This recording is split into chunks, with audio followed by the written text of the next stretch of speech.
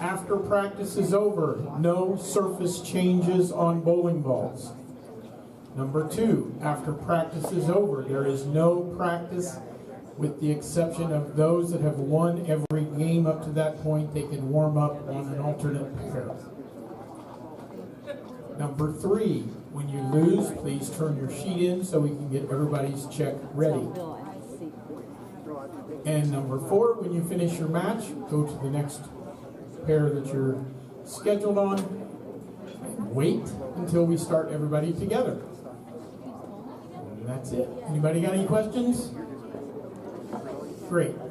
We're going to turn them on. You get 10 minutes on your starting pair only. Check marks, turn them on, and get you practicing.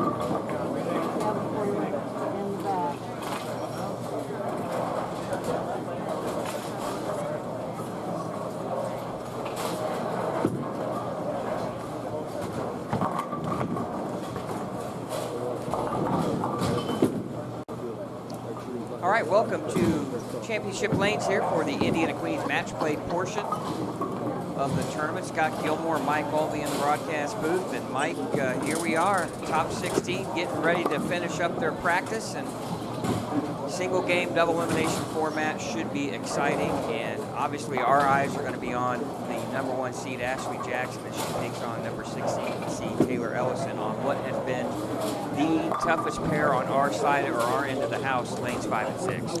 Yeah, so far we haven't seen very many good scores there at all. But, you know, this is the only practice they're going to get. From here on out, it's just next frame, go, bowl, it counts. So, you know, you don't want to lose early. Obviously, you have to go to the loser's bracket, and then you never get to sit down the rest of the tournament until the final. But we're going to see some great shot making, especially a lot of these matches are going to come down to the last shot.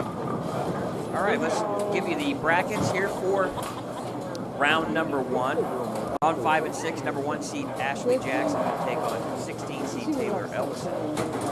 On 9 and 10, Alexis Carter, the 8 seed, will take on number 9 seed Rachel Atkins.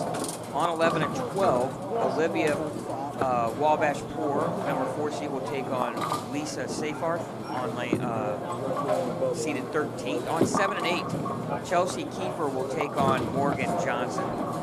our 5 and 12 seeds. Number 2 seed Shelby New will take on Aaron Jones. There's 2 past champions on 13 and 14 in round number 1. There's a one you want to keep an eye on. Jennifer Thompson and Leanna Motel on 17 and 18, 15 and 16 will have Jenny Ferguson taking on Michelle Irwin. That should be a real good match.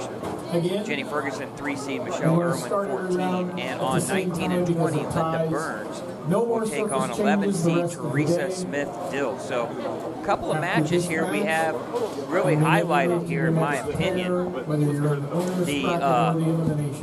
Really the 2 most interesting matches, really, Shelby New taking on Aaron Jones, and then Jenny Ferguson taking on Michelle Irwin. Those can be really 2 high-scoring games.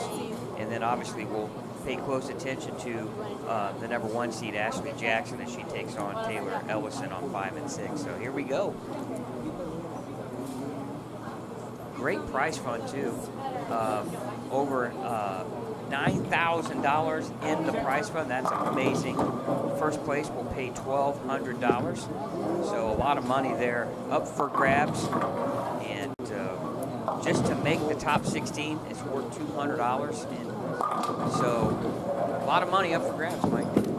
Yeah, and an opportunity to go on the Queens, the national Queens as well for the winner.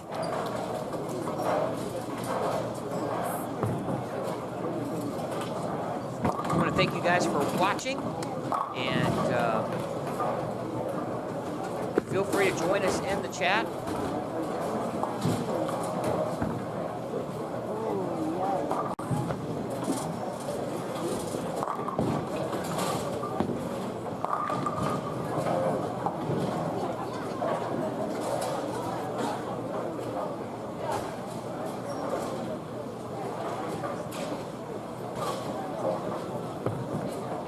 Multitasking here, Mike, sorry.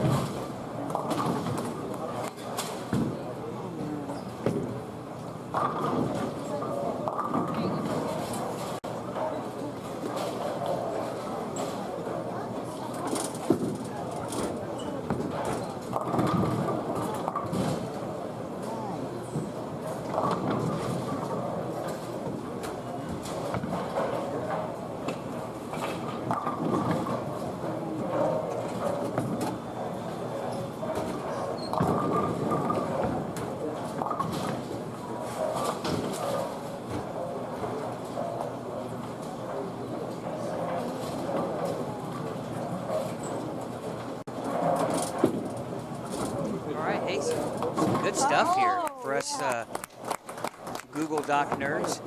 And definitely come in handy here. A little more information about the data. We can, absolutely. We'll have live access to bracket, score sheets, who gets to go advance. Oh, wow, did she just tomahawk the ninth in there? A little quick at the feet, but boy, got the reward. Doing great.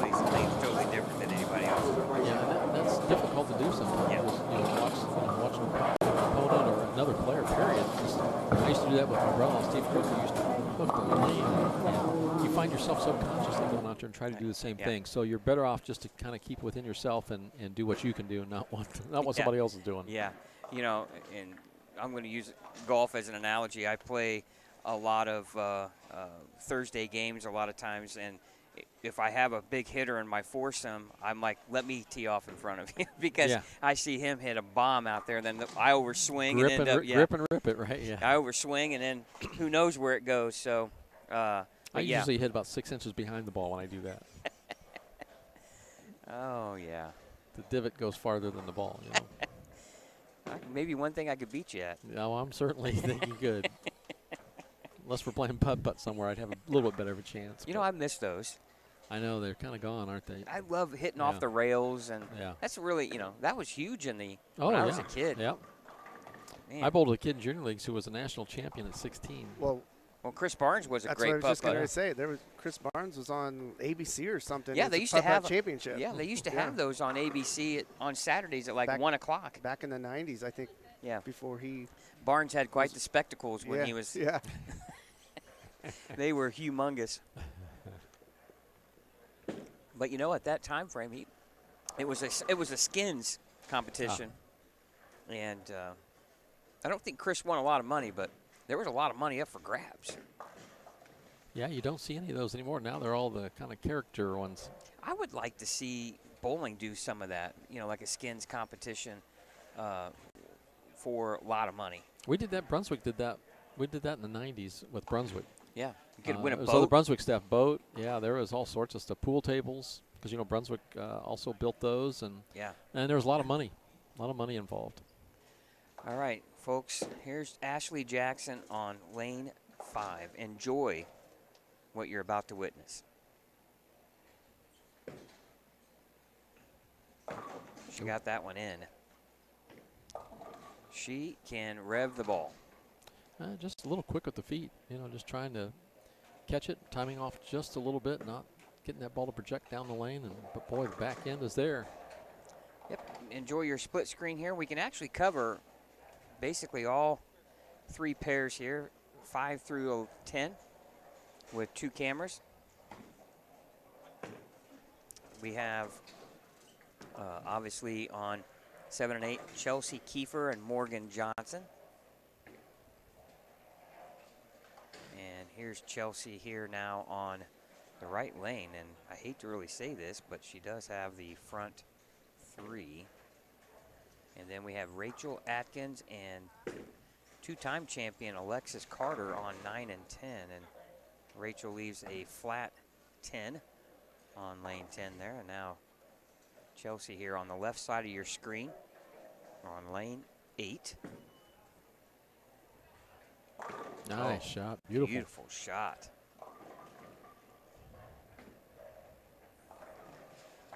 That's the daughter of Paul Lamont, so good bowling bloodlines in that family, isn't it? Yeah, great family. I'm sure Paul is watching, and we thank him for watching that.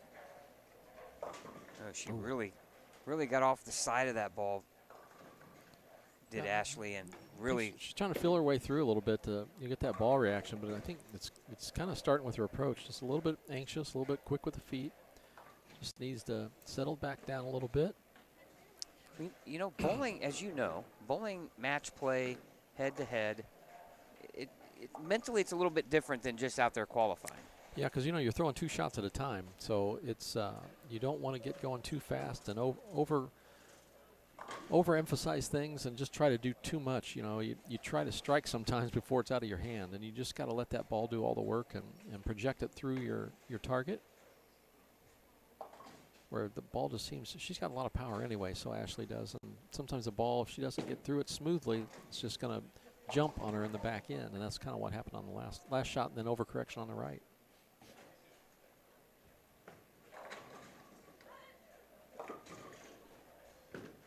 On an open frame there for Morgan Johnson.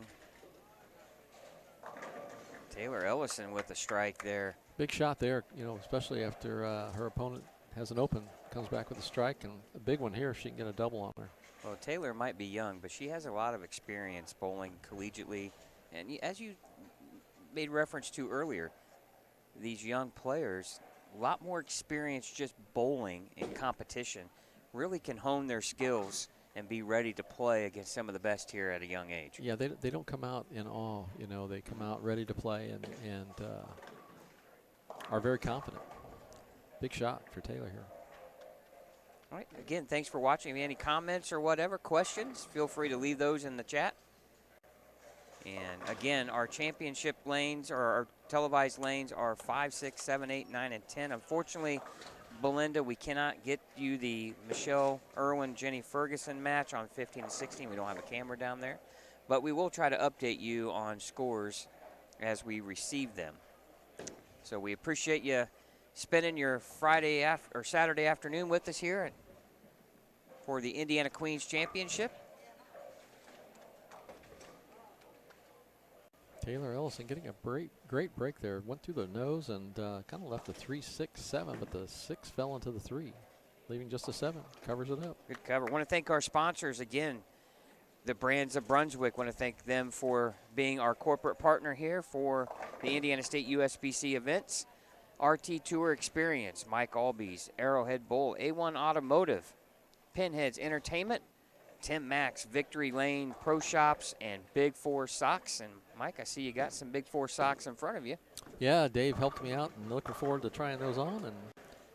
And great product, great guy. Well, Chad and I have ours on. You know, we represent. They're comfortable, especially when you're on your feet all day. And I know there's a lot of times you're on your feet all day. That does happen. Now we're told. Now, you know, when you wear these blues, you got to get a blue shirt on. That's what I was told. Well, you told me you to don't wear, have to you match told me to wear gray, red, and white. But you don't have to match the pants. Okay. You got the picture. Did Scott have to send you a picture? He did send me a picture. Yeah. I did. I'm afraid he sent me the wrong one, but he was right. Yeah. I didn't think I had that one. Well, if we go that blue, that'll be a wild color. That's a nice one. It's a yeah, I like it. But I'm saying, I don't know about full board shirt, but hey, really? Yeah, we can do whatever. Oh, whatever you want to do. That look nice. Whatever you want to do. I love these grays. That's me right there. Dave hooked me up, got me a pair of those. You'll find that now that you're a senior, you probably can live a little and get old blue in action. Match my hair color. Yeah. Now we're asking for gold and so black. what we're saying is Dave has great socks for everyone, no matter how old you are and what your style is. Yeah, absolutely. I'm telling you. Whether it's color, it's comfort. We have it all. If you haven't tried on a pair, you need to go to big4socks.com, find out where you can order them online, and you can get them should be able to get them at your local pro shop. But you definitely need to go and try a pair out. They're well worth it. Lots of colors too. And now, Ashley, oh my goodness, just sending pins. Yeah, I can't send a messenger like that. No, you just hit flush, so. Yeah. Just hit those flush 300 games.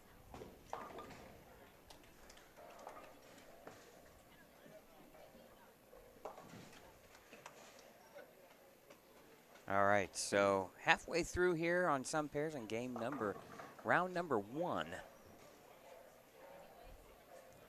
And double elimination, though. If you lose, you go to the loser's bracket, and we know that's a lot of bowling if that is the case. Yeah, you don't get to sit down if you lose that first one. You almost get the sense, Mike, that the first one to double here in this Ashley Jackson-Taylor Ellison match could be your winner. Well, Taylor's got, she's got a pretty good lead here at this point, but I would think she'd want to send that message here with that second strike, get this double going. And now Morgan Johnson here on the left side of your screen on the right side of your split. She's in big trouble because her opponent hasn't missed yet in this game. And as you know, Mike, the games go by really quick. Yeah, they do leave you if you're not ready. Oh, another good break there for Taylor. Could have been the 2-10 or 2-7 split, but pin fell into it, knocked it over, and all she has left is the 2-pin.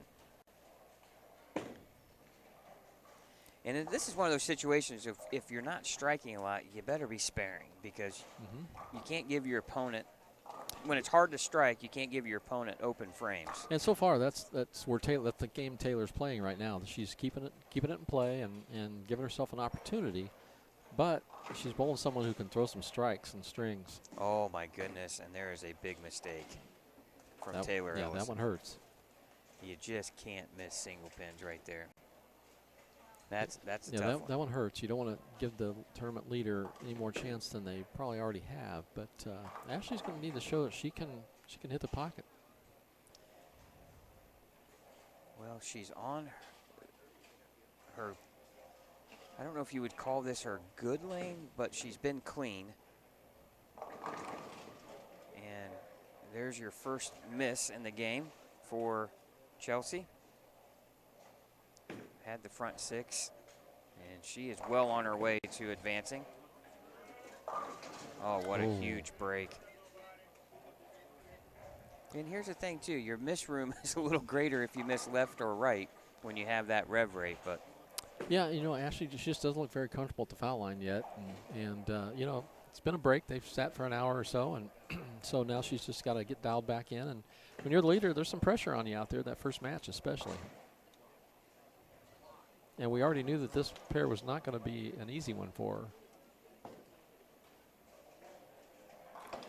Big shot here, though. She's got a double working.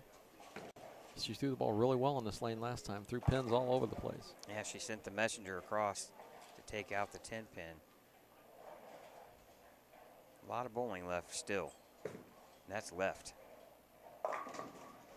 And she's fortunate to leave just the 3 pin. And she doesn't, you're right, her footing doesn't look. The feet are just a little quick. I mean, Yeah, she she's gets out there of too time. early, and then she's got to pull the ball back through, and that's why it's going left to target. And I think a lot of that is just being that first match, your leader, anxious. A little jitters. A little anxious, The yeah. adrenaline could be running through your Yep. body a little bit more. Yep. Just needs to settle down a little bit and let that ball do all the work and get it down the lane and let it do its thing. Oh, lost that one too off the bottom. Yeah, she's struggling with her timing a bit, but she's in the match. Well, she bowled down here in qualifying and only shot a low 190 game. And then, as you know, she went down on the higher end, and then she ripped Lit off 'em up, 260, 230, 270. Yeah. So, you know, maybe a little tighter down here. Well, it definitely looks like when she gets it away from her. Yeah. Yeah. It gives it a little room. It wants to wiggle a bit and not quite make that return.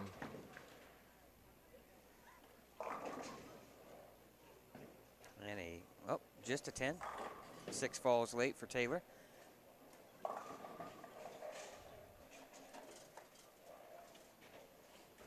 Only a 6-pin game there, so really, really close. Anything can happen here with just 2 frames to go. But first things first for Taylor, she's got to make the 10-pin.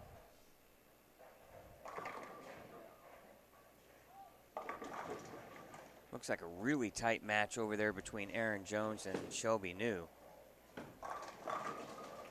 Looks like both players could be clean, maybe, or it looks like maybe one opening in the second frame for Shelby.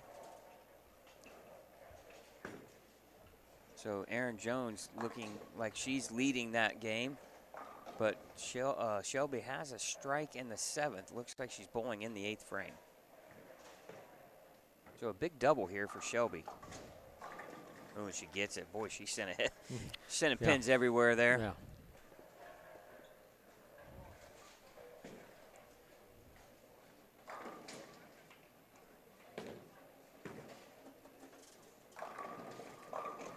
Oh, what a terrible break. And Taylor's doing herself no favors, too, by missing 2 single-pin spares.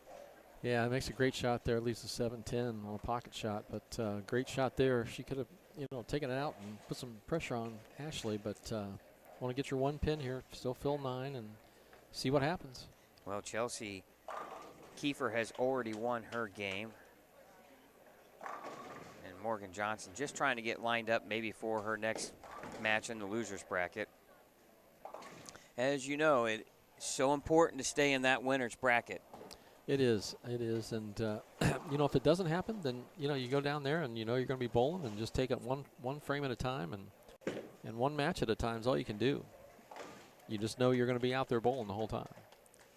Well, and when history shows there's only been a few people to come in through the losers bracket to win the title, both in the Queens and the Masters.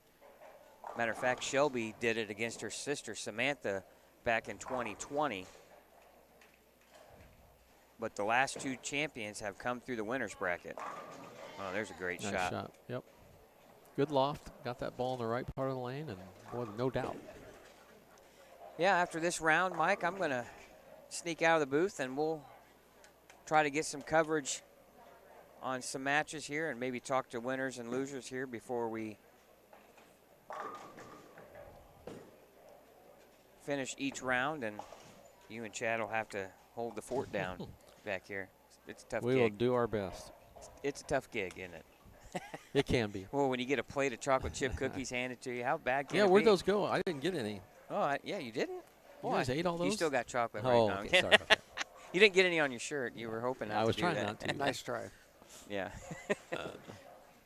Good shot there. So Chad came down and showed me, and he says, I'll let you take the first one. Yeah, because usually I usually Yeah. just dig right in. I Yeah. almost did, and I was like, no, I feel guilty. And Not too guilty, though. Yeah, he did. I would have gotten a bunch of crap from you guys. It was being nice. Chelsea with a nice shot there. Yeah, she's thrown some really good shots this game. Got a chance to shoot 253. Good look going up the lane, Yeah. using the back Ball's end. really hitting yeah. well. Yep. It's seeing the lane, the dry down Yeah. lane, and really hitting hard. Yeah, she's not having to loop it or anything, get it out and around to get in any of those trouble spots. And Ashley Jackson's going to win her game. Now we're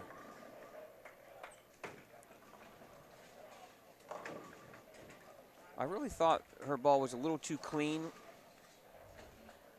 Well, I think you'll see Ashley. You know, she's going to pull away with this one, and now just it's a good relaxing thing. Get through with this game. It was a tough pair, and move on to the next one.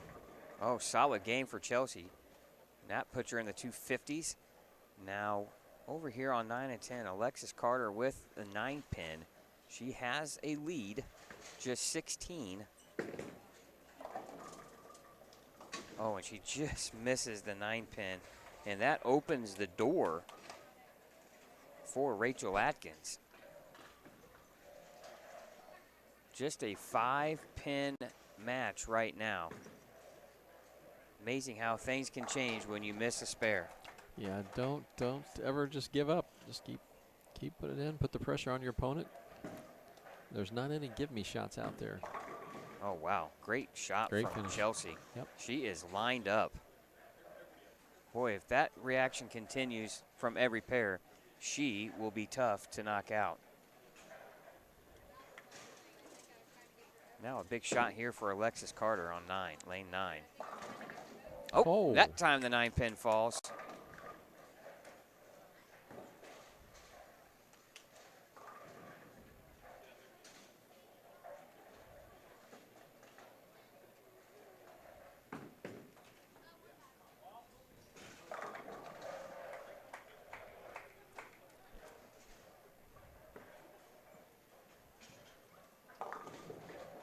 All right, big shot here for Rachel Atkins. She can strike out for 196, 201, the max score for Alexis Carter. Oh, Samantha Shelby New finishing strong here. She got the first one at 10th. Oh, 2-pin for Rachel. Her opponent shot 205. Those two aren't used to seeing each other until there's only about 4 bowlers left. 4 or 6. Not right out of the gate in game 1.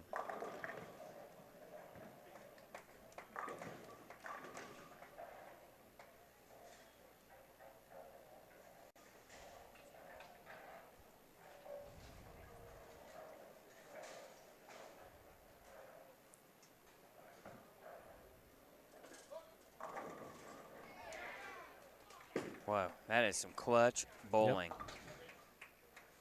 She's going to throw 4-bagger to escape round number 1. You know, and I think if you're Erin Jones, in her mind, the term she would use, she's playing with house money right now because she had no expectations coming in here. And here she is in the top 16. Just shows you just the level of bowler she really is. Yeah, she throws 3 in the 10th to shoot 205 to force Shelby to get the first one, and at least the first one, if not maybe the second, which Shelby was able to do.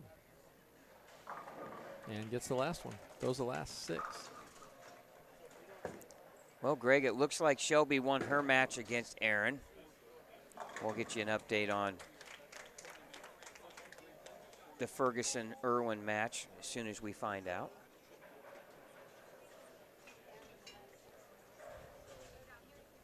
And it looks like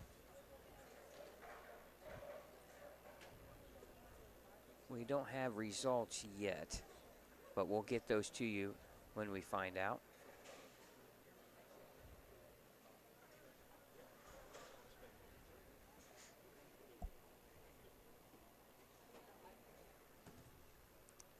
Now, big shot here for Rachel Atkins, because she could force Alexis to get the first one in the 10th.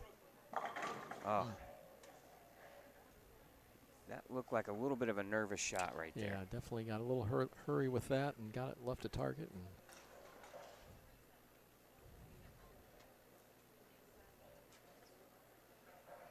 but she's going to force her opponent to get a mark in the 10th.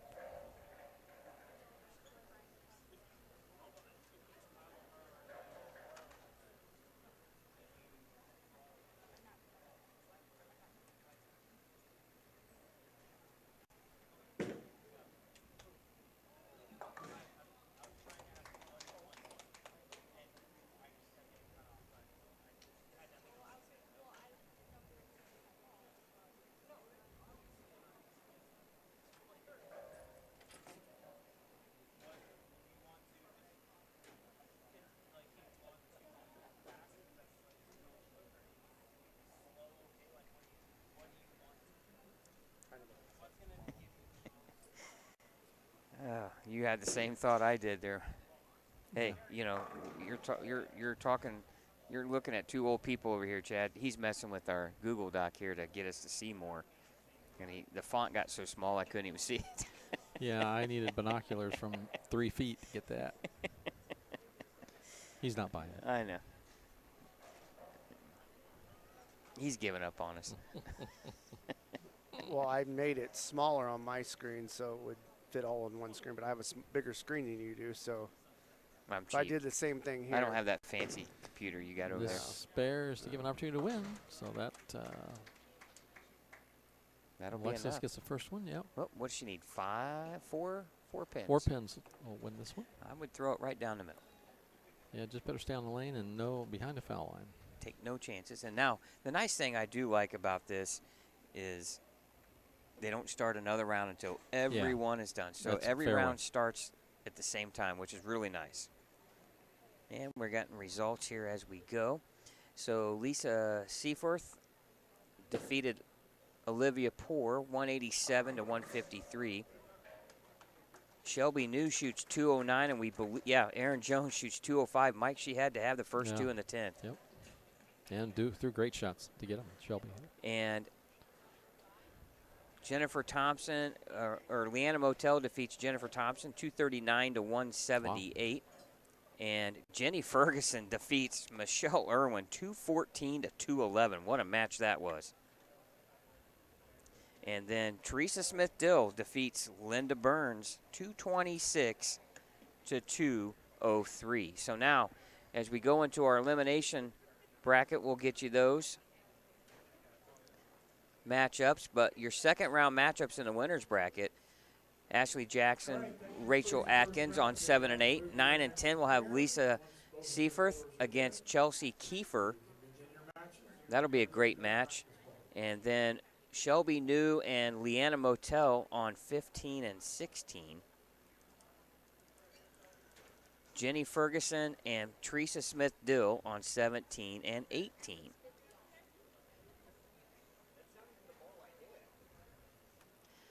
And I believe these are your loser bracket matches here. Rachel Atkins against Taylor Ellison on 11 and 12. 5 and 6 will have Olivia Poor and Morgan Johnson. Aaron Jones will take on Jennifer Thompson on 19 and 20, and Michelle Irwin will take on Linda Burns on 13 and 14.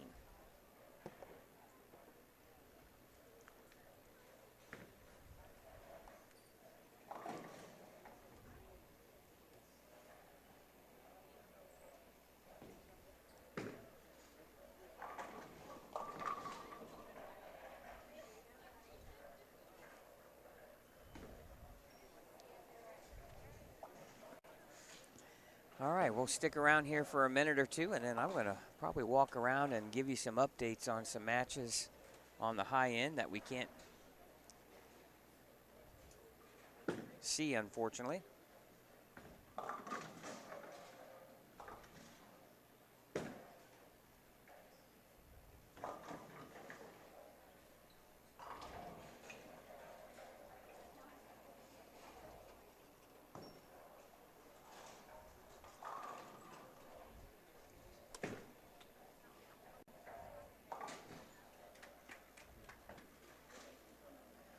good match here on 7 and 8. Ashley Jackson and Alexis Carter.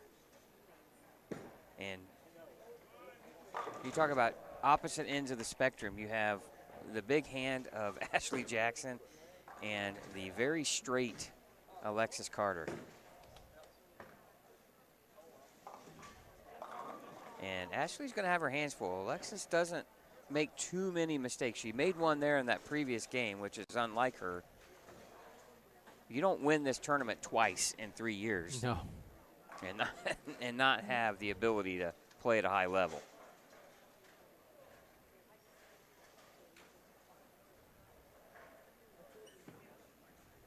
And first opening there for Ashley there. She misses the 10 pin.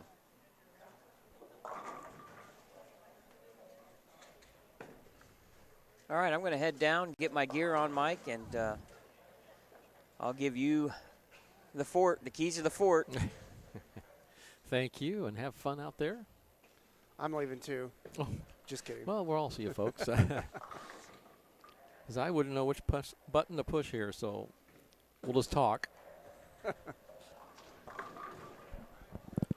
Alexis Carter comes out with a 4-pin right out of the gate. Good shot. Start the match.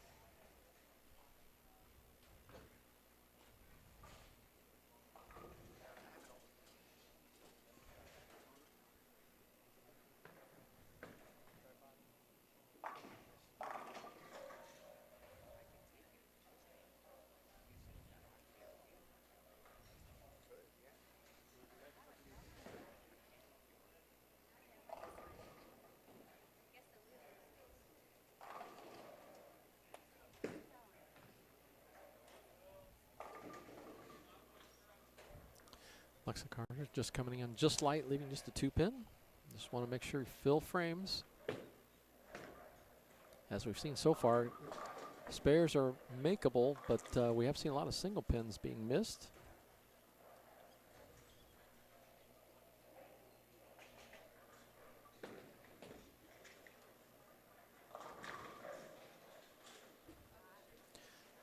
First couple frames of these next matches are always a little difficult, not knowing if they're going to be similar to the pair they just come off of. So if you can get down that first frame and get out of there with a mark, that's a good idea.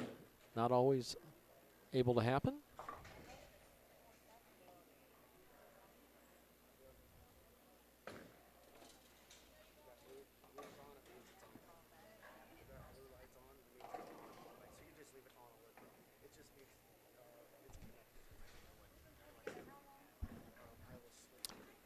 Ashley Jackson up on lane 8, second match of match play today. Still have 16 bowlers left. Ashley a little quick again with the feet. Just need to settle back down, take your time. Get those feet back under and nice and smooth at the bottom of the swing. Let that ball so it'll react a little smoother for her as well. Leaving just a 2-8 though this time.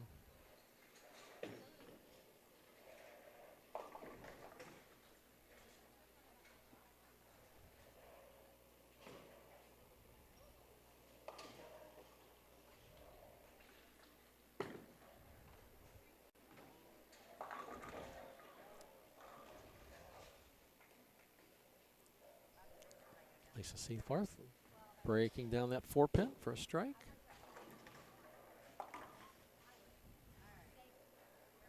After opening the first 2 frames of her match. Nice spare by Ashley Jackson, that double wood.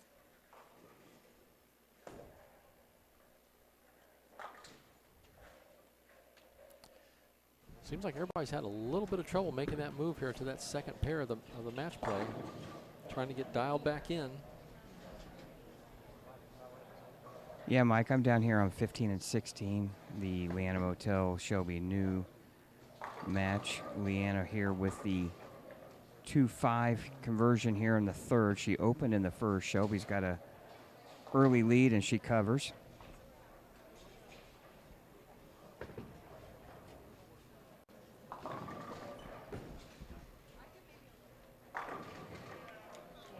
Great shot by Ashley Jackson down here. 6-pin slaps the 10. One of her better shots so far in match play.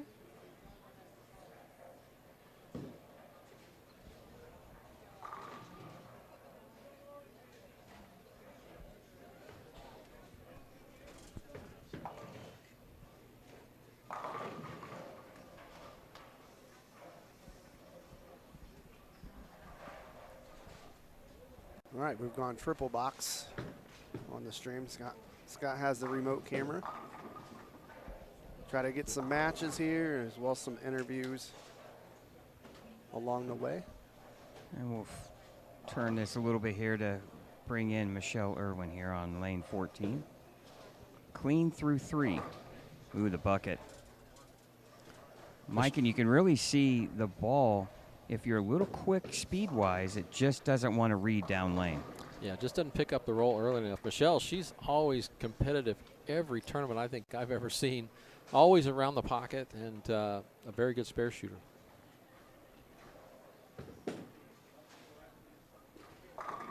Well, poor Erin Jones, she finds herself in the loser's bracket, and her opponent just goes out with the front 6. So we'll try to get down there. And we'll give you your first look here of Shelby New, the hometown favorite here. Looks like Aaron's bowling against Jennifer Thompson down there on 19 and 20. Morgan Johnson picking up a great spare, the 2-7-8 to stay clean through 4. Great shot.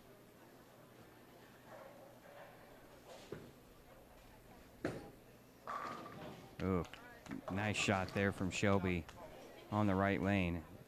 She struck twice, both times on the right lane. She's yet to strike on the left, so we'll get a shot here, and then we'll get down to the Erin Jones match here.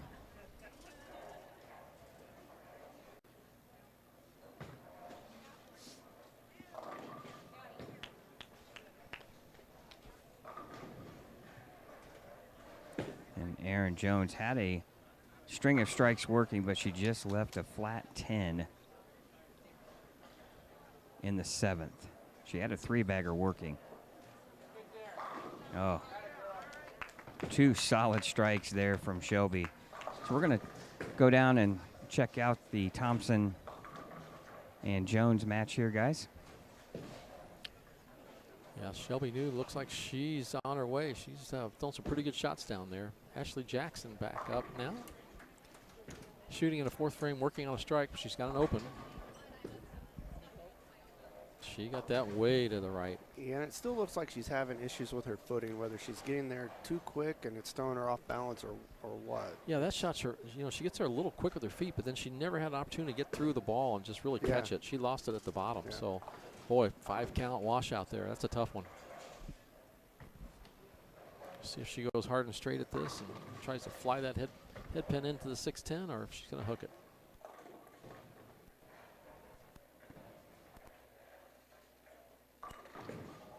She's going to hook it. 8 out. Oh, there you go. Front 7 now. There's nobody close to that down here. I can tell you that right now. Well, she survived the first announcer's jinx. So let's see. We'll get you a little better angle here. Yeah, that's the way to own that now. Morgan Johnson down here with a great flush strike on lane 5. Clean through 5 frames. Our opponent has 2 opens already, so she's 20 pins up.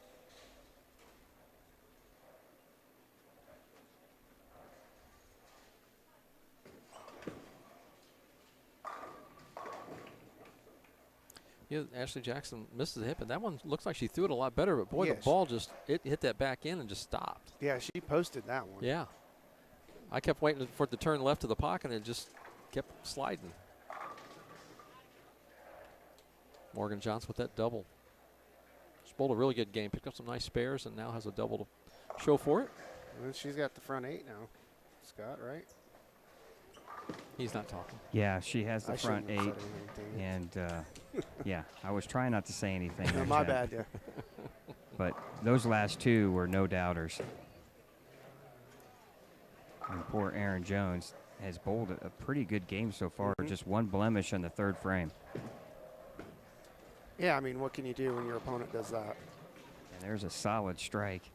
Now, she started out spare strike and then open, but then she had the 3-bagger in frames 4 through 6 and then left a flat 10 in the 7th. So That's the thing with match play. You know, you lose a tough first match, and then you're thrown right into the fire in the second one, and you get a chance to get going, and you're running behind, and you're out before you know it. Yeah.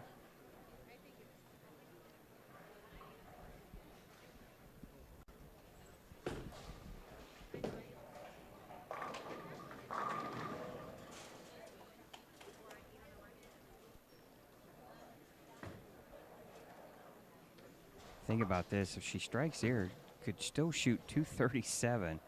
And there's that stubborn 10-pin again here on the left lane. But like we said earlier, Mike, Aaron Jones playing with house money. Had a baby just a few weeks ago, and here she is. Hasn't touched the ball much at all in a year.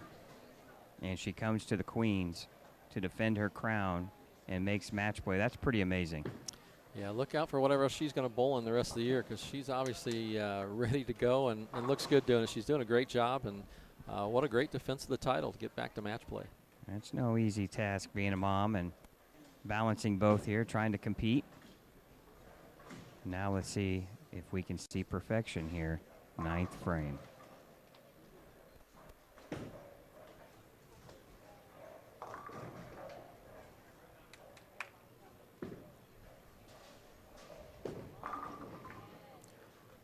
We got Alexis Carter down here and Ashley Jackson in a tough match going on. Got some opens, nobody's doubled. Alexis is yet to throw a strike, but Alexis holds a 3-pin lead over Ashley Jackson. I'll own that one, Scott. Yeah. Look good off her hand. Maybe just a pinch inside. Ball finished strong for the 4-7. But still a victory nonetheless for her, and she'll move on into that loser's bracket. And the bowling doesn't stop here, because the winners will get a break, the losers will continue to bowl. But her ball really is finishing nicely, revving up strong, has a really good look down here.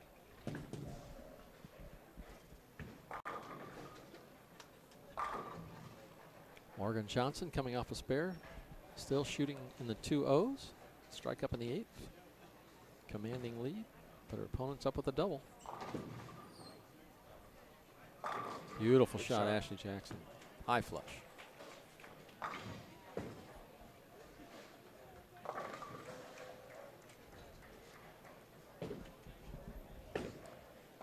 All right, just to the left of this match is the winner's bracket match between Teresa Smith-Dill and Jenny Ferguson. And Teresa with a lead.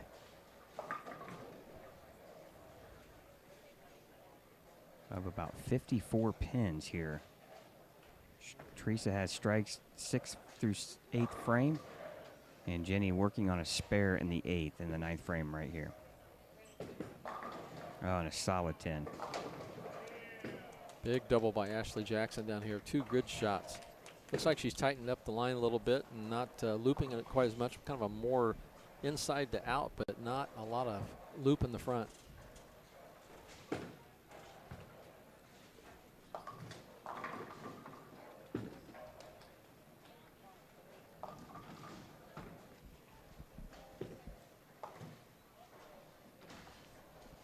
Oh, and Jenny just opened in the 9th, and that's pretty much going to seal this match for Teresa Smith-Dill. So the two past champions going toe-to-toe here, and Teresa Smith-Dill is going to come out the victor in this winner's bracket match. Teresa's been consistent since this last round she bowled. She was, a little bit over 200, I think, all but one, and it was in the 190, so she's been pretty solid.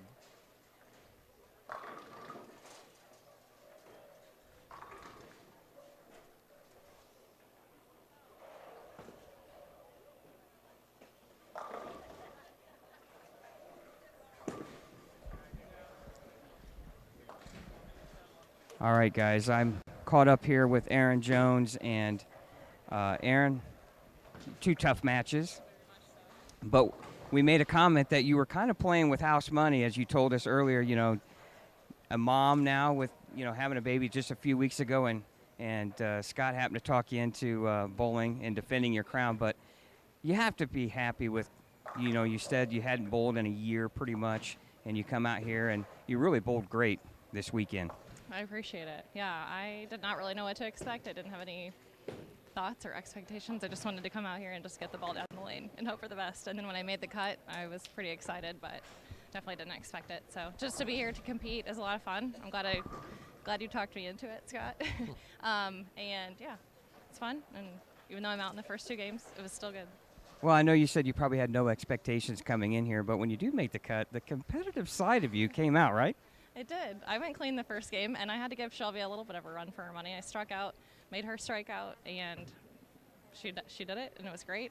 But it was nice to be out here competing, and I'm glad I'm here. So what's it like being a mom now?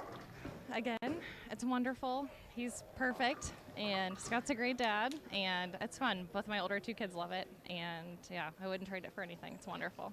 Well, he was sleeping right behind us there for a little bit, so Mike and I were trying to be quiet so we wouldn't wake him up. But congratulations, and happy for you, and great weekend. Thank you. I appreciate it. Hopefully I'll be back again next year, but no new babies, hopefully. All right, everyone. Erin Jones and her hubby and Scotty over here is holding the camera for us, so great job, Scotty. Thank you. All right. Back to you, Mike. All right, Ashley Jackson coming up. She's working on a double through 6 and 7. This is the 8th frame. She's holding a slight lead in this match now. Power shot for Ashley, 3 in a row.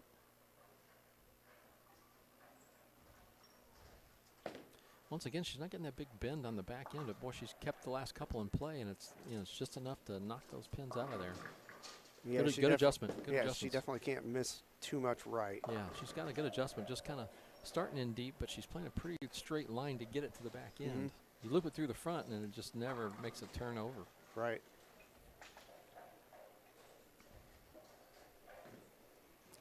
Morgan Johnson on lane 6 with the 4-7 left up, but a commanding lead in her match.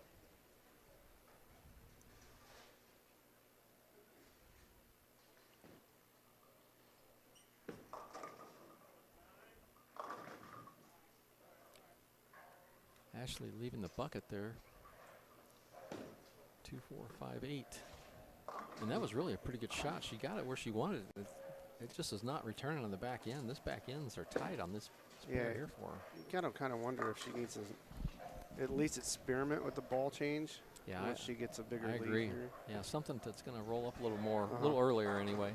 Hey, guys, Shelby just had to have that one right there in the 10th frame. Leanna Motel finished with a 2-14 game, and Shelby had to strike there the first ball in the 10th. Now she just needs good pin count here. Nice. But she's had to battle her first 2 games here against Erin Jones and now Leanna Motel. Well, year after year, Shelby just continues to perform in a 10th frame, which is just an amazing feat to be able to do that, and that's why she keeps winning these things.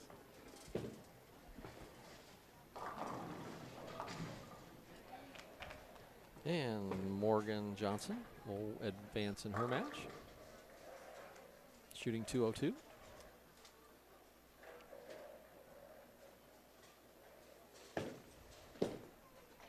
I'm going to need to recruit someone to hold my camera here. Dave Savage, where are you at? Yeah, no kidding. He was great for us at the Masters. She gets a 5-count split here. We'll have to see what we got. Oh, she's got to make this spare, guys. All to of it? tie. Yes, she's got to make it to tie. Ouch. Greek. Is that the Greek church? I can't see from here. No, it's the 2. Oh, she didn't make it. No, it was Wow. a 3, 4, 6, 7, 10, and Leanna Motel will advance. And Shelby New goes to the losers bracket. 214 to 211, guys. Wow. Well, she's been there before, so.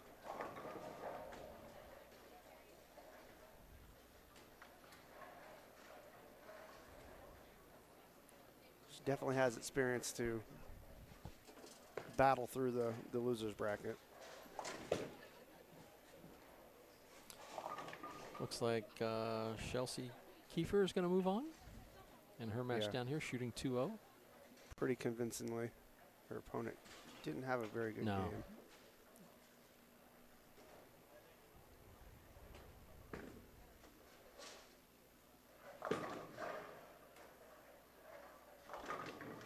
Strike by Alexis Carter.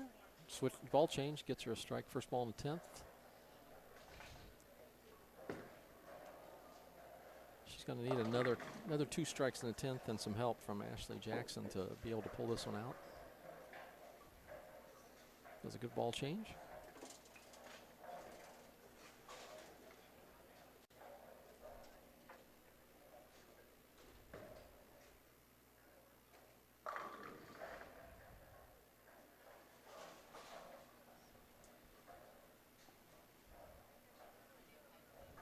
Looks like Taylor Ellison's going to win her second match. Yeah, nice clean game from her. Yeah, double in the 10th, 2-0.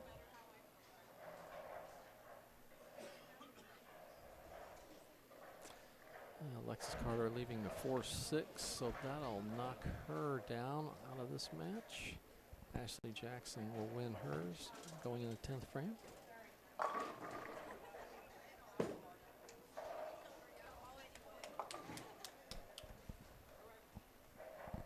.163 for Alexis Carter.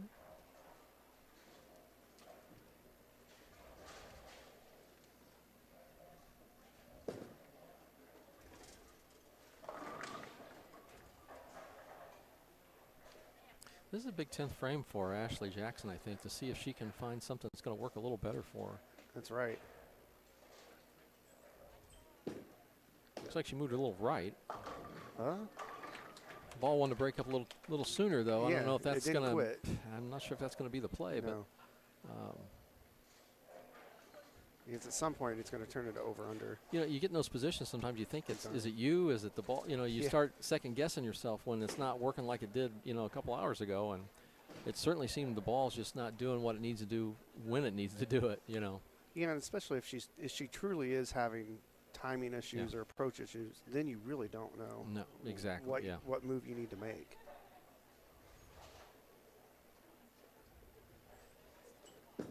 That's right. Yeah. Yeah. See, that was a timing issue there, but I think a lot of it's because she just doesn't have the confidence with what's going on out there. I mean, if I was her, I think I would try something. Well, especially right here you're shooting the 2-8-10. Get something else out there. Yeah, that's right. Don't just waste this with just throwing this ball.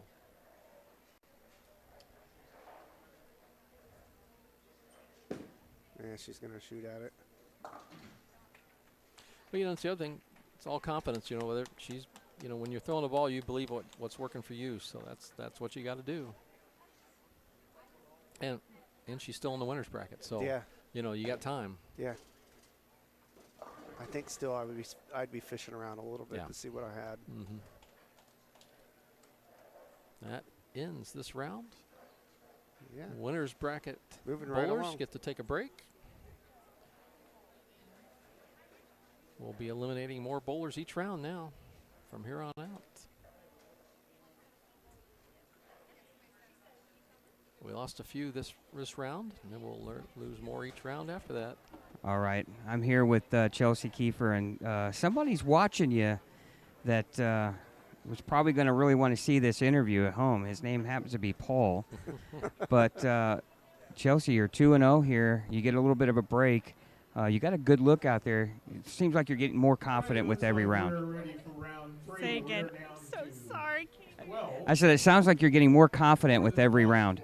Yes, I am. I I know if I miss right, it is out there. It is not coming back. And I just being able to be confident and keep it in right there around the 10th board is hard. But you know what? I'm going to do it.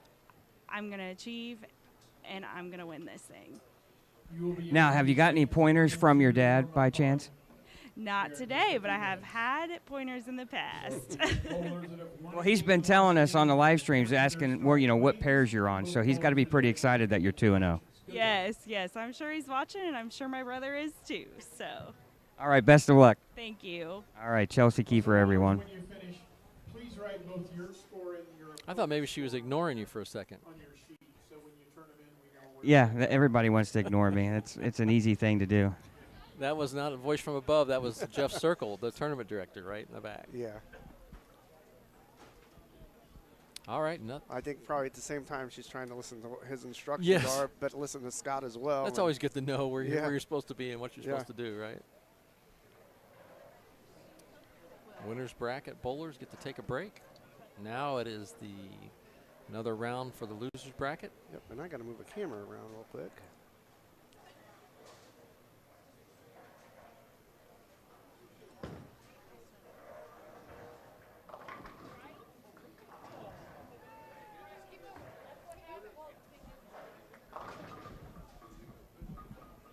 Shelby New breaks down the bucket, leaving just a 4 first frame.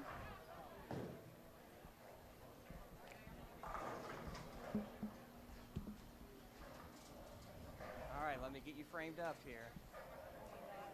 Who's he framing up?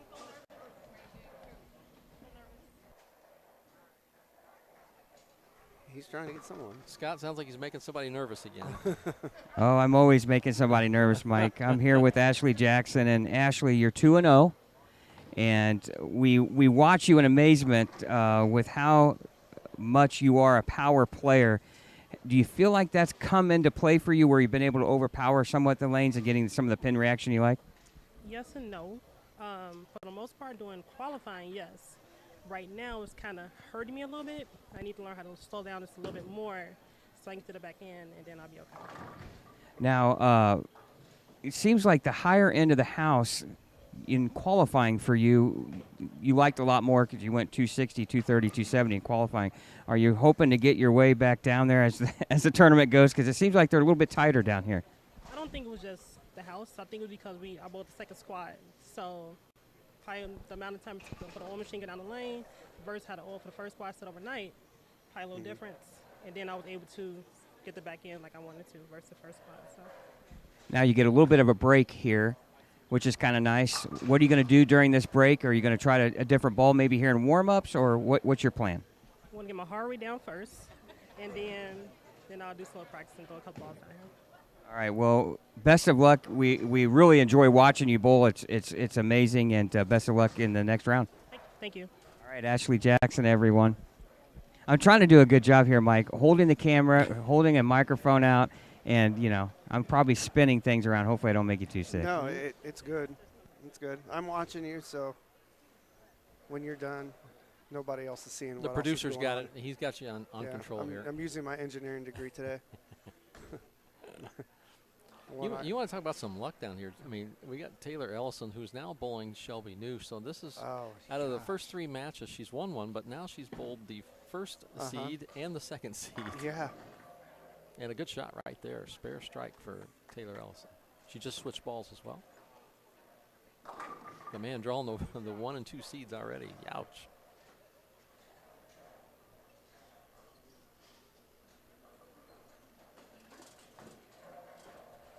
That was a good interview with Ashley Jackson, too. It gives you a little bit of insight of what we were watching.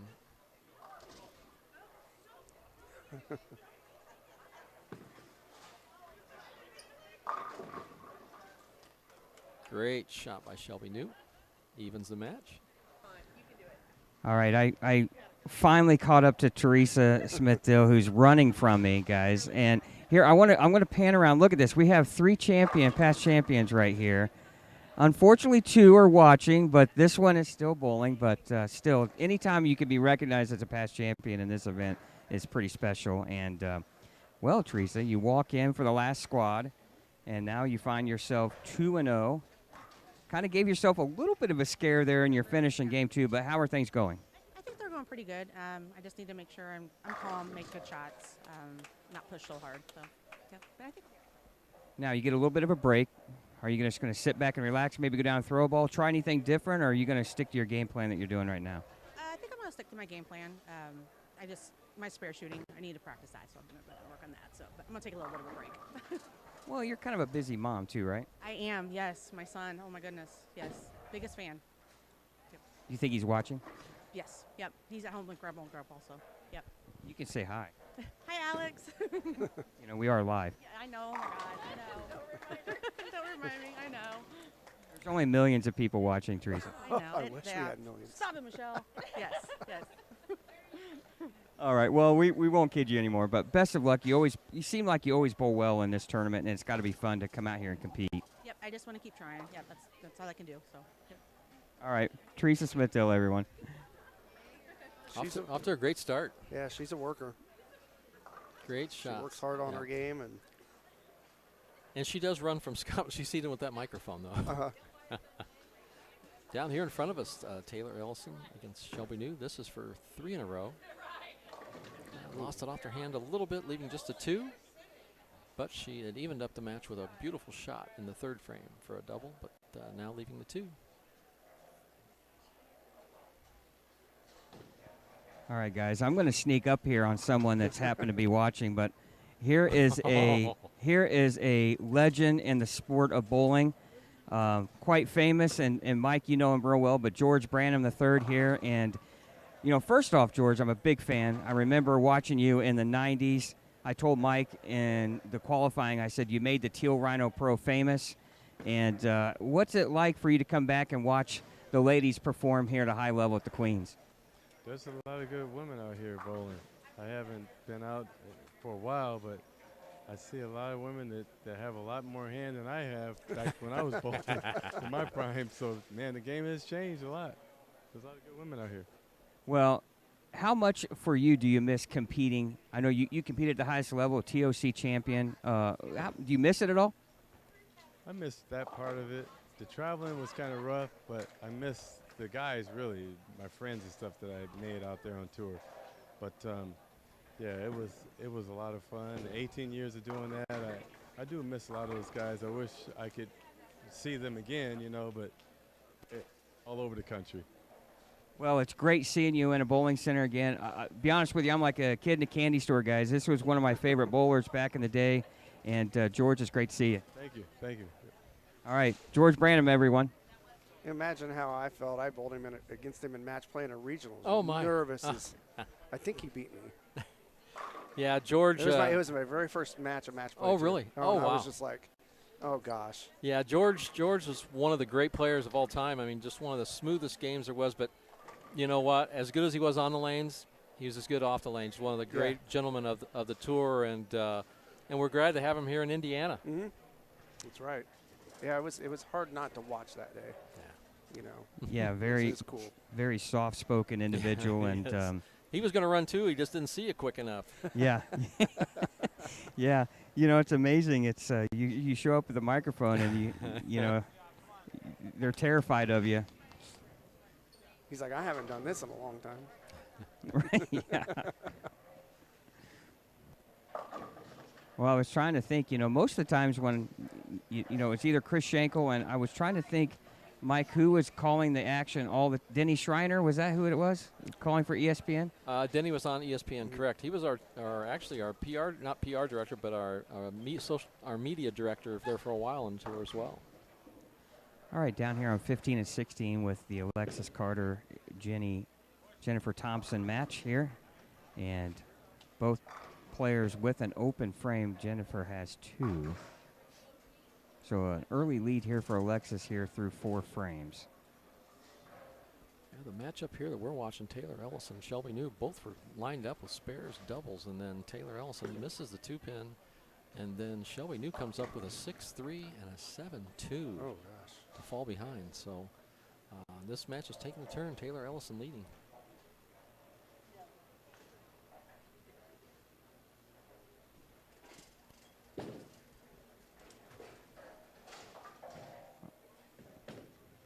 You know, I didn't realize how hard it is to multitask on talking to someone, sticking a microphone out, and then holding a camera. Well, you're used to doing 2 of those 3. Yeah. You know, not It's the very good. It's the microphone thing. It's throwing you off. Yeah. Well, I think we can go home now, Chad. I think that Scott's got it figured out down there by himself. I'm not very good at 2. Now I'm not very good at 3 things, so. Jenny Ferguson down here bowling on 19 and 20 against Morgan Johnson, and both players are clean through 4. 2-pin lead for Jenny Ferguson. And she just struck in the 5th. But now Jennifer Thompson with the double here, looking to make it 3 in the 6th frame here to take a lead over Alexis Carter. And what's happening to this pair on 7 and 8, Mike? Is it changing, or the ladies just not throwing good shots? It's almost, I think they've just, you know, you get that point where you don't, you know, you get caught in the thing where you're trying to do too much. And I think they've got the point where, you know, it's easy to scoreboard watch it, but especially when you're in a loser's bracket, you know, you start watching the scoreboard and you get yourself in trouble. Yeah. Because they made great shots early. See, she clearly tugged that one. Yeah, when you miss spares, you know, that extreme, then it kind of tells you that you're just not comfortable. Right.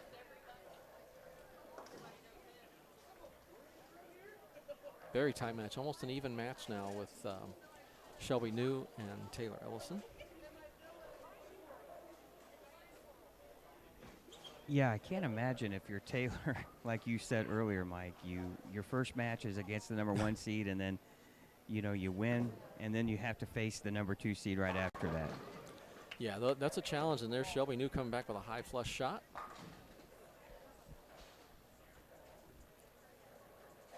Looks to the right of us. We got Linda Burns has taken a lead. She's clean with 3 in a row. Shooting in the 2 teens. She's probably up around 20 or so on her opponent. Just Lisa Seafarth. But Lisa has a double up as well. Shelby New for a double. Let's see. Oh, great shot. Half pocket. A lot of power left in that ball. Slaps the 6 into the 10. Puts even more pressure on Jeff Circle Taylor. used to do that all the time. Slaps the 6 into the 10. What year was that? Oh. That might have been 80s. He's an 80s guy. Hey, you know what? Hey, we bowled state tournaments together. Well, I'll tell you this. I saw his name on a Bradley championship. He's won the Bradley Open. Oh, has he? Yeah. That's quite an achievement. That is a there. good achievement. Yeah, that's no easy tournament to win. And I saw his picture that they had at the center in Lexington, and he had a lot more hair then, too. Oh. I can say that because I'm bald. I'm going to say, at least he has some still. We aren't that lucky.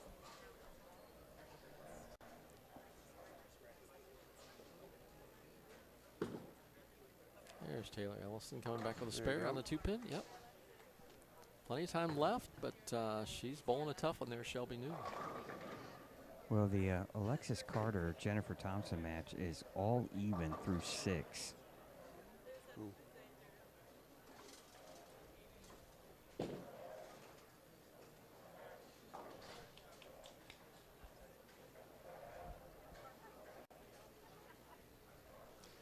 Three frames to go in a new Ellison match.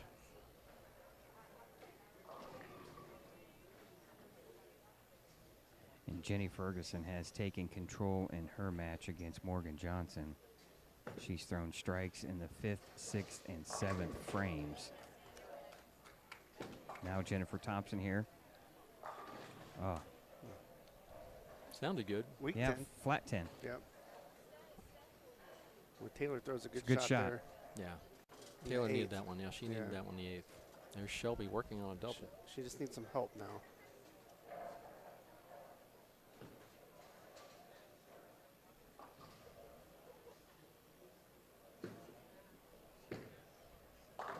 Oh, big shot. Trip 4.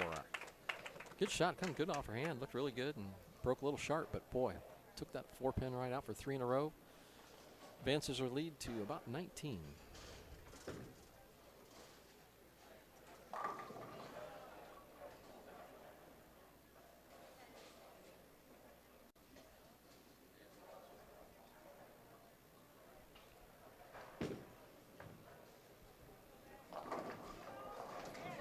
Great shot there from Jennifer, and just a 1-pin match here, guys, in the 7th frame.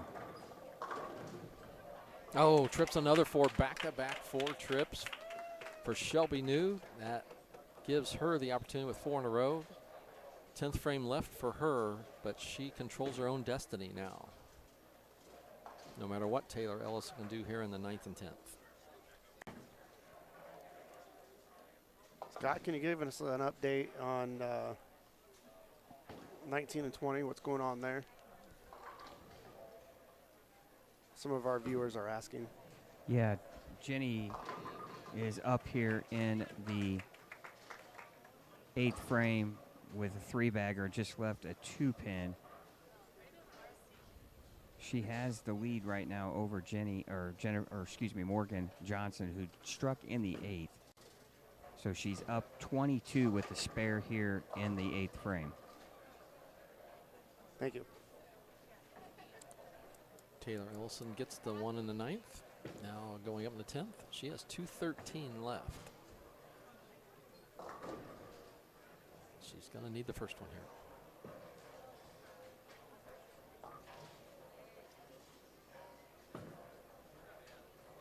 Needs a hook. Not quite. 2-5. Not looking good for Taylor. She definitely needs some help now, but she's got to pick the spare up first. Yeah, and it's no gimme. No.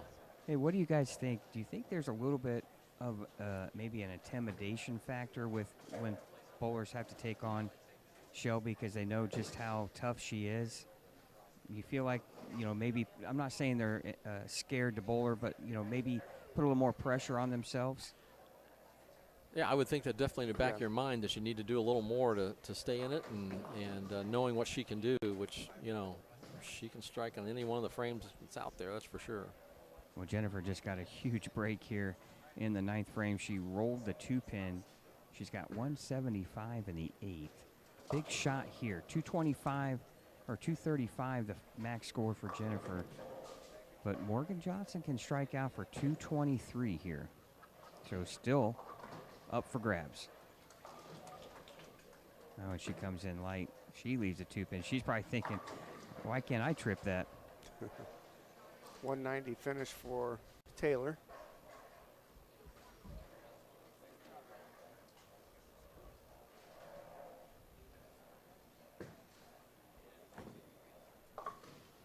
So you guys have all the information down there. Do the winners get another bye? Do you know, Chad? No, there'll be 2 winners bracket matches and 2 elimination bracket matches in this next round.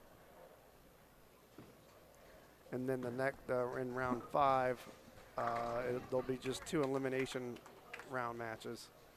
Shelby New with the 5th one in a row, first ball in the 10th. That'll let her advance, and Taylor Ellison's day will end.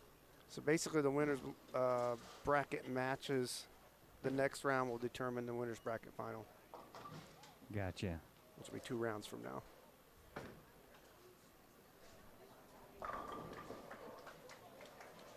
Well, Morgan Johnson here trying to double in the 10th to force Jenny Ferguson to mark in the 10th to advance.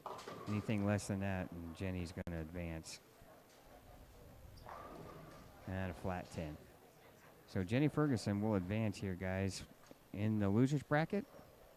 And it looks like the Jennifer Thompson Alexis Carter match is going to come right down to the 10th frame. Oh, and we'll go over here quickly as Jennifer Thompson just left the 3, 6, 9, 10 here in the 10th frame. It looks like Jenny Ferguson will move down to 9 and 10 for that next match. Let's see if that matches up with what I have here. That's an elimination bracket match, so we'll have that. Shelby New shoots 220 to advance. We'll have that match for you, and then we'll have a winner's bracket match on 15 and 16. The other two matches will be on 13 and 14, which is winner's bracket, and 17, 18 elimination bracket. Well, and Jennifer Thompson just missed the 3, 6, 9, 10, leaving the 10, and now Alexis Carter, she just needs to mark in the 10th frame.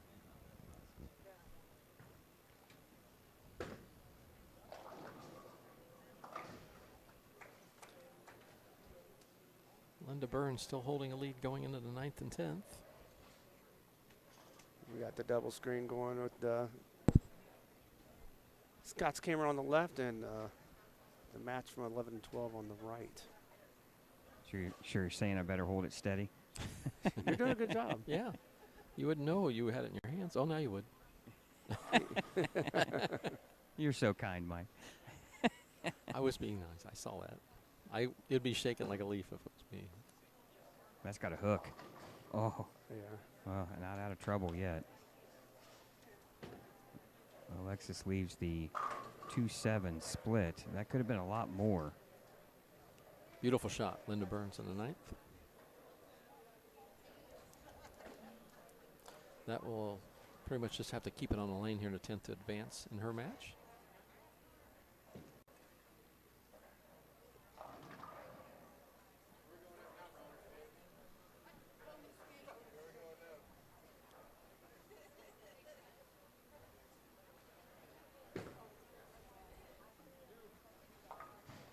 Oh, and Alexis takes the 2 straight back, and she loses her match 157 to 156. Wow. Ouch. Jennifer Thompson survived. As they say, Mike, it's all about surviving and advancing, right? It doesn't matter what the score is, as long as you got one more than your opponent. All right. We're going to come back your way, guys. Sounds good.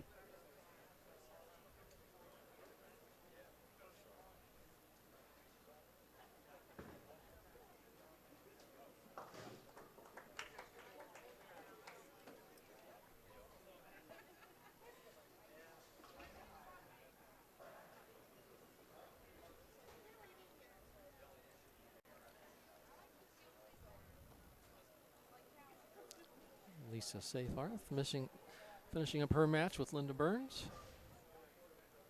Lisa will be eliminated and Linda will move on. Last match of this round, finishing up. Boy, Linda Burns threw some great shots this game. Yes, she has. Shooting 212 this game.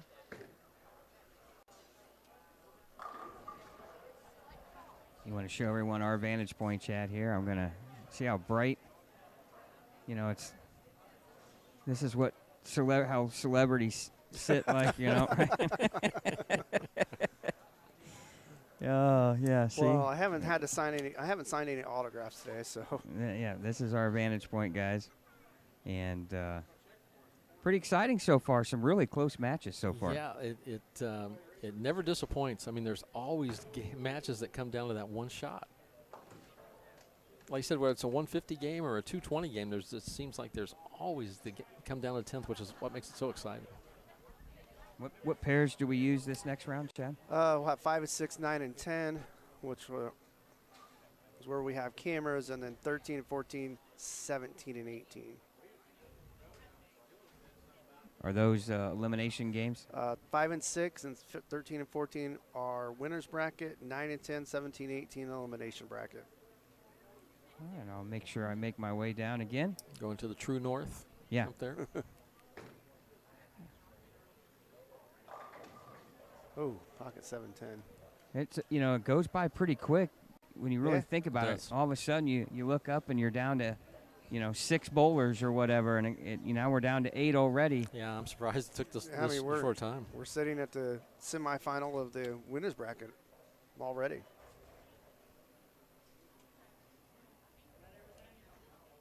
That's why it's so important in these matches, to take your time, make good shots, because it's best if you get in a little bit of a rut, you need to take a step back and rethink, and otherwise it's 2 or 3 frames later, and then you're over. Quit playing around. I turn that thing away. Nobody can see it, so. Well, yeah, absolutely. And, it's amazing how certain players just seem to be able to perform late in matches. I know we talk a lot about Shelby, but, she makes it this far for a reason. She just seems to throw the clutch strike when you need to throw it. And, it's confidence. It's being there before. It's learning. Right. It's learning how to handle that pressure. And it's a knack to have. Yeah, and it's really impressive to watch. It is. I don't care who it is. When you can watch, just like Clint Millian at the Indiana Masters, when he really had to have it and he just didn't look lined up, he was able to throw 1 or 2 strikes in the 10th frame to win a match and win a title. And it really is impressive to watch anyone perform at a high level when you really have to have it. That just gives that person more confidence the next time too. So it's it's phenomenal, especially like you said, when they maybe don't look like they're doing their best, but they can perform when they need to. So well, and here's something I would ask you, and I'm curious what your answer is going to be. What center or city was the hardest for you to perform in on the PBA Tour? I was Indianapolis. I mean, I always put so much pressure on myself to do well. I knew, you obviously know more people there, and so you see people you haven't seen in a while. So there's a lot of distractions, and those distractions are made by me personally, not by anybody else. But I put the pressure on myself. So if I felt I could win there, I could win anywhere. And when I won there in '84, it kind of was the next step for me that I was able to move on to do better things. Right, and think of it from Shelby's viewpoint. She puts probably a lot of pressure on herself because she's in her home center. The expectations are high. Very high. And her expectations are high. But here's someone that continues to perform at a high level in her hometown, which, as you know, Mike, is very hard to do.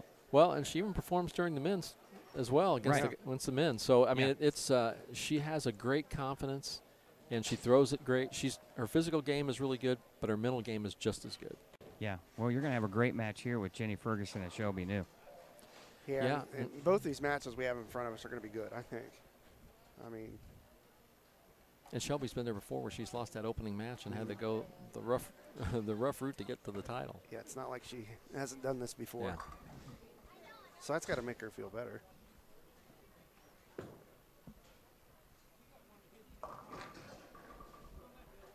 Big break there. Give you an idea too of the crowd that seems to follow her along, as you guys can see down by where you're at. Everyone's hovering down here on this end of the house. It just kind of gives you an idea how popular, she is when she bowls, and everybody seems to hang around and want to watch. So just kind of gives you an idea. Great crowd all day today, and so always a lot of fun to come back here to Anderson for the Queens. Agreed.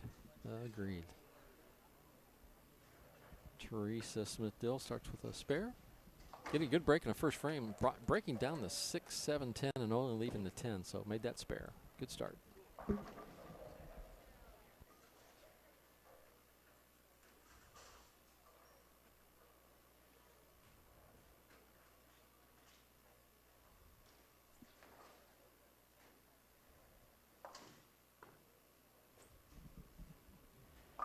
All right, I'm going to park right over here behind 13 and 14 for the Chelsea Kiefer and Ashley Jackson match. And Ashley starts out with a strike. Chelsea's clean through 2 with an 8 spare, 9 spare.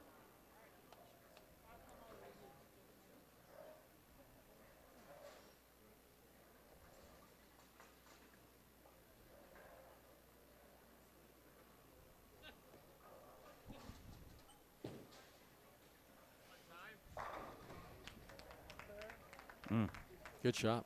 That's impressive. I know we've said that before, but it really is such a beautiful game to watch. Well, that long break, you sit out around. That's a long time to sit.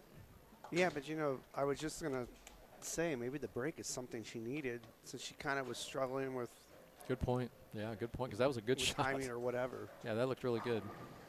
Well, guys, remember, she said she was more struggling with nerves. Really? And Mike, as you know, when you get kind of nervous, it's really hard to focus on your timing and what you're trying to do execution-wise.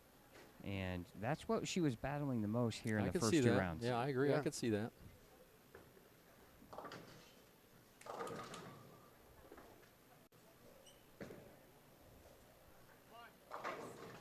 Wow. Yeah, just paralyzes the 5-pin down. Yeah, two good opening shots there. Well, and that's going to tell Chelsea that she's going to have to get lined up here pretty quick. Yeah, the message has been sent. And based on what we saw from her in especially match number 1, she can throw a big game when she needs to.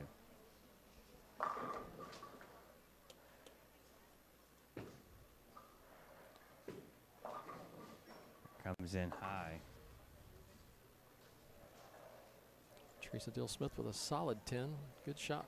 Second frame.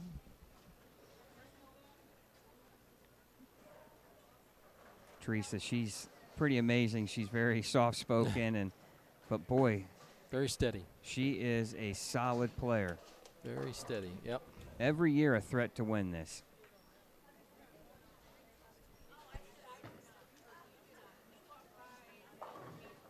And good cover there for Chelsea.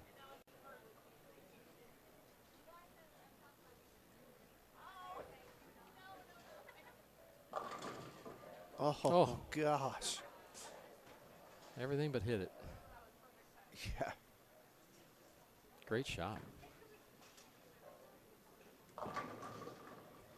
Teresa Dill Smith comes back with a good strike there. Half pocket, but blows them out. Well, and you know, guys, when you're bowling Shelby, you want all those hits to carry. That's right. And obviously Jenny starting out with an open frame doesn't help either, but Jenny's no stranger to winning. And she's won this tournament twice.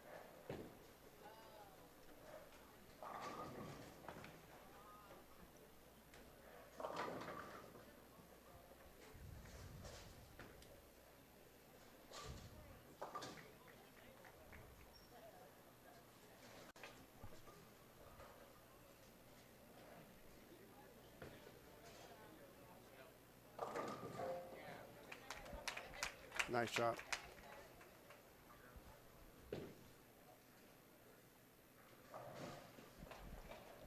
Well, Linda Burns opened in the third frame, and Jennifer Thompson's clean through 3. She is on house money after that last game with Alexis Carter.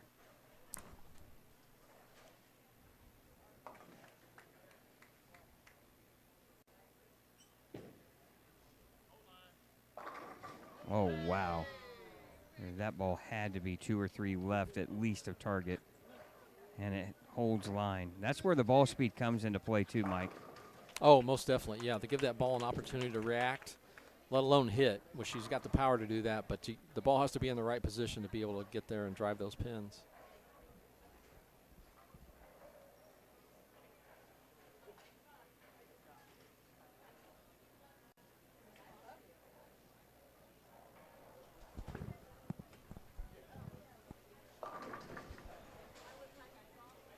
Nice. Shelby there with a quick double.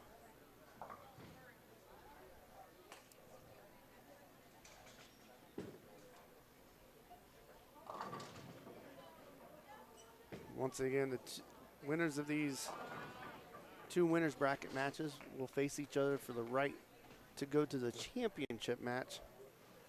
That match will be 2 rounds from now. Well, you just saw there Ashley leaving the 210.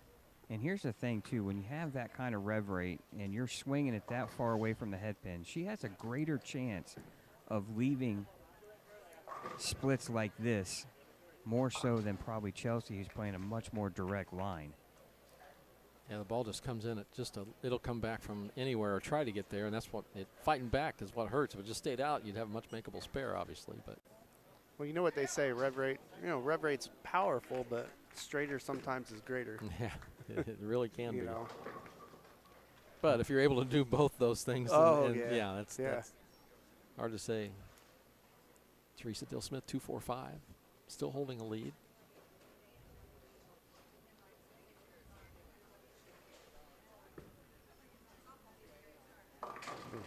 Jenny got that in 6-7-10. Yeah, and you just can't give Shelby those kind of openings here, especially right after she doubles. Yeah. Now here's a big shot from Chelsea Kiefer here in the 5th. Oh, great And shot. Yeah. You got to figure, too, when she saw that open there, that, you know, kind of gives you a little bit of adrenaline. You know, you feel like, all right, now I got a chance here. Can she take advantage of it here with another strike in the 6th?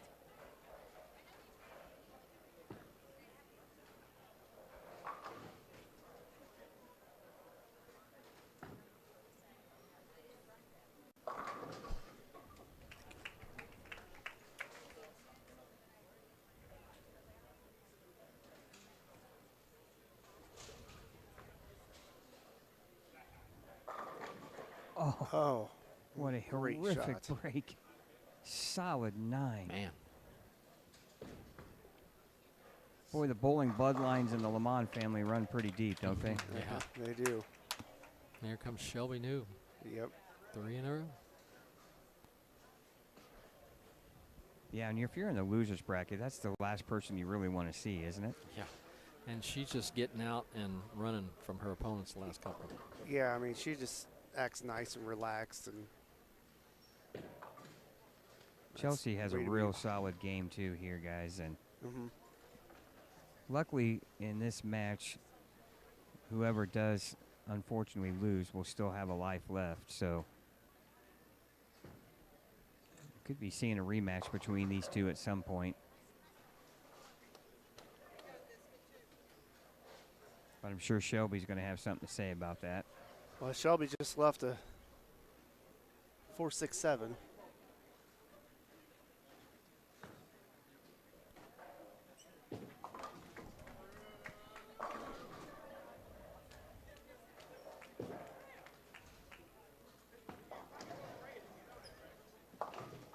Boy, that's a tough one to watch, too, for Chelsea. After you just absolutely crush the pocket and leave a stone 9, and your competitor goes up and throws a Brooklyn strike. And Yeah, that's one where hopefully you're not watching. that's really the brutal part of the game.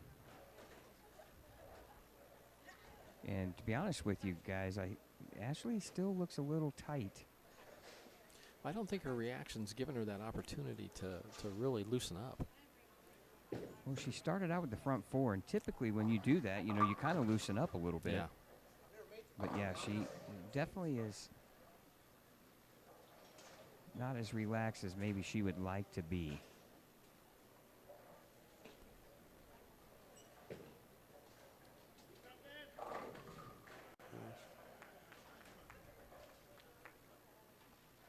You feel like, Mike, if Ashley could just slow the ball speed down just a little bit, it would give it more time to read, and actually would probably give her maybe a couple of more boards at the break point.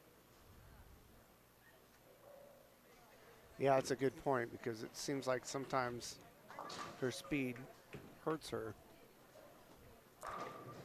Liana At least Motel with a good this. spare there. Picked up 310. Jenny Ferguson chops 2 off the bucket.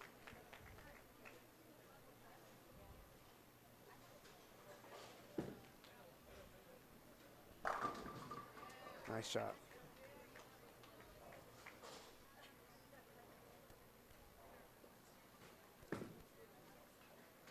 Oh. Teresa stays out of trouble.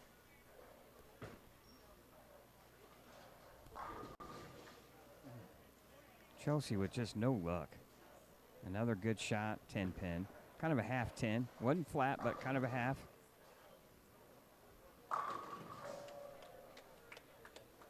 Shelby New, what a great shot back on it after that split, the last frame.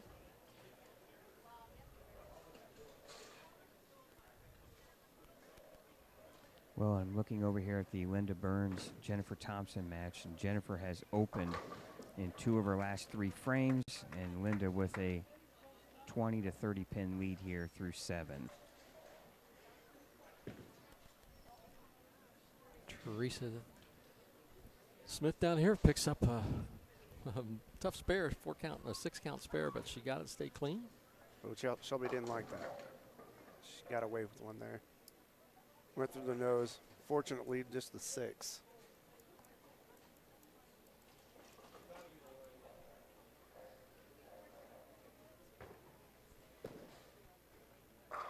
Oh, great shot there for Chelsea. She's like, finally something strikes. And actually, Linda Burns just missed a 10-pin to allow Jennifer Thompson back into her match, and she strikes in the 7th. So still a 27-pin lead for Linda Burns, but Jennifer can cut that lead to 17 with the strike here in the 8th.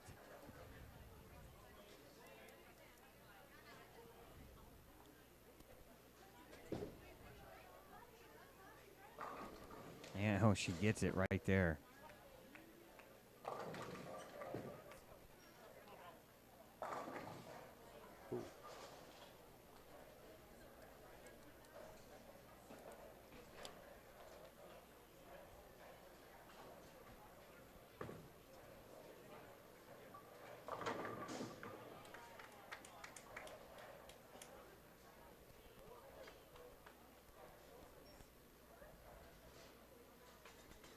Looks like it's a 20-pin lead for Teresa down here on 5 and 6.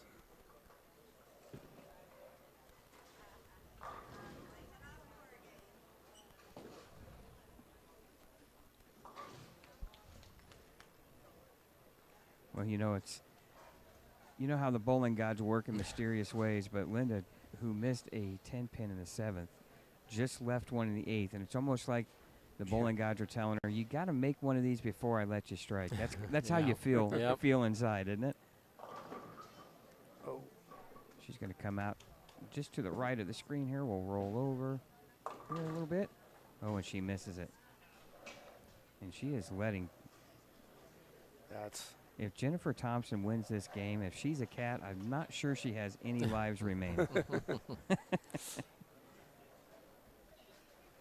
She's got to be frustrated for missing 2 of those 10 pins. Yeah, that's Linda's 3rd 9 miss. Ashley's got quite the rooting. Right, the crowd right behind her cheering her on. Really, if you look back through the concourse, guys, there's a lot of people in here watching. There is. It's a great crowd for this many bowlers that are left. You know, it's Saturday night. What else you gonna do, right? Yeah. It should be at a bowling center, right? Yeah. Well, it looks like Shelby's going to move on. She really just needs a mark. Here's a really big shot for Chelsea here in the 9th frame. Oh, she likes it. Teresa Dill Smith, 9th frame, leaving the washout. Still going to have the lead no matter what happens, but it's going to tighten it up. Guys, it's just 11-pin match here. She can cut the lead to 1 with a strike here in the 10th frame. 224 max score for Chelsea. 215 pace for Ashley.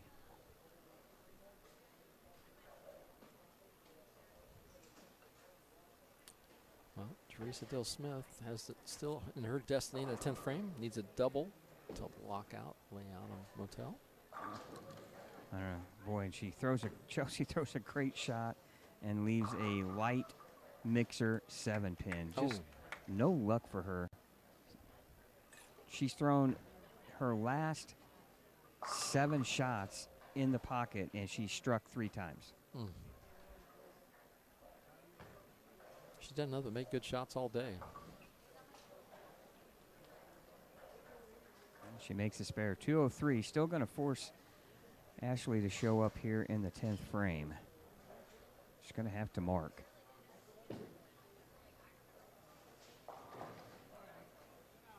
Jennifer Thompson throws a 3-bagger, then gets lucky, goes right through the face, leaving just the 6-pin. She makes the spare. She will advance. Teresa Dill Smith gets the first strike in the 10th. Now she leaves the 210 and leaves the door open for Leona Motel, who will need a double and pin count to win the match. Jennifer Thompson advances over Linda Burns. Linda could shoot 175.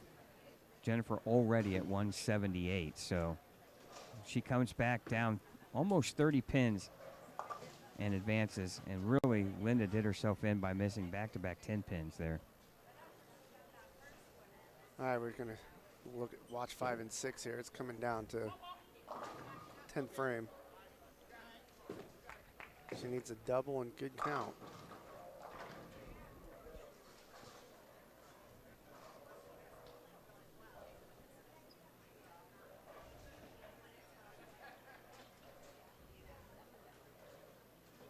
We could have a tie here, guys.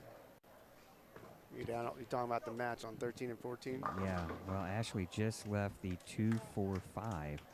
If she only gets 1 here, we could have a tie game. Looks like Teresa's going to move on.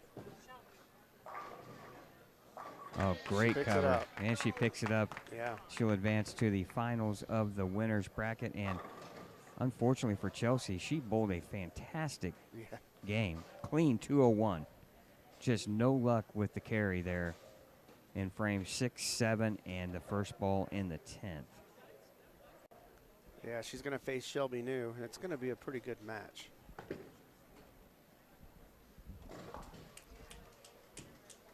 Well, Leon Motel made a great shot leaving the 10 pin, but it's gonna lose. 183 to the 170s.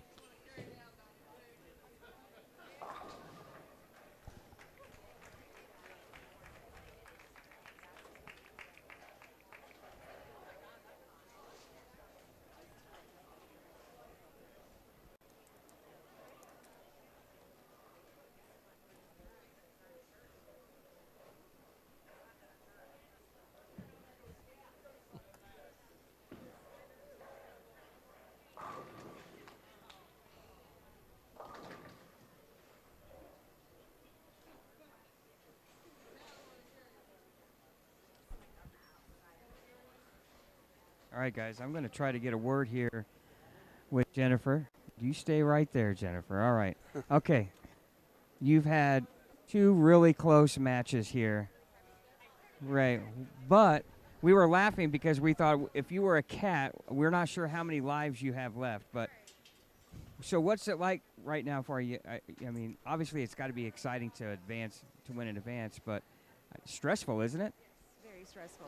Very, very stressful. And I just have to keep pushing what I need to do and not worry about anything else, but just keep pushing and do the best I can. Well, when you've thrown good shots and you have a good ball reaction and you're able to throw strikes when it seems like you need it. So that's you got that going for you, but it's all about surviving and advancing, right? Absolutely, yeah. I mean, spares will definitely help though too. You got to definitely pick up your spares.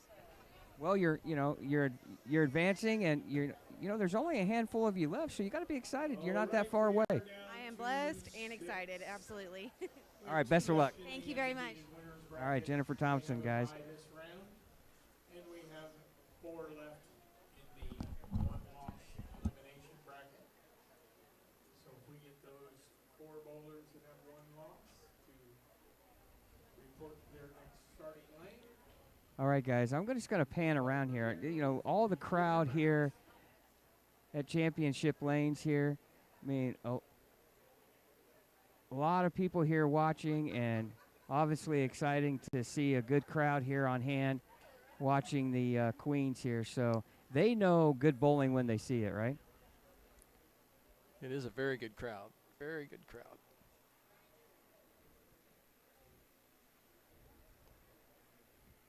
Winding down here, we're getting close. Might help if I turned up. We're getting down to nitty gritty here. All right, guys, I'm going to make it back up your way.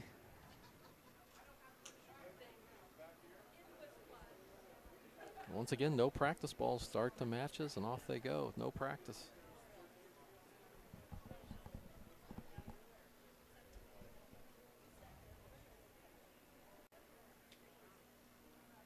Five and 6 and 9 or 11 and 12. No, 13 and 14. I might have to angle that camera a little bit more. And we'll get that match here on 13 and 14. I can head down that way, guys, if you want. I can get it with this camera too. Whatever you want to do. He just wants to stay away from us, I think. I think we haven't seen him in a while. Yeah. What's that? What do they say? Cooties? Is that what you? That's a grade school? I'm good now.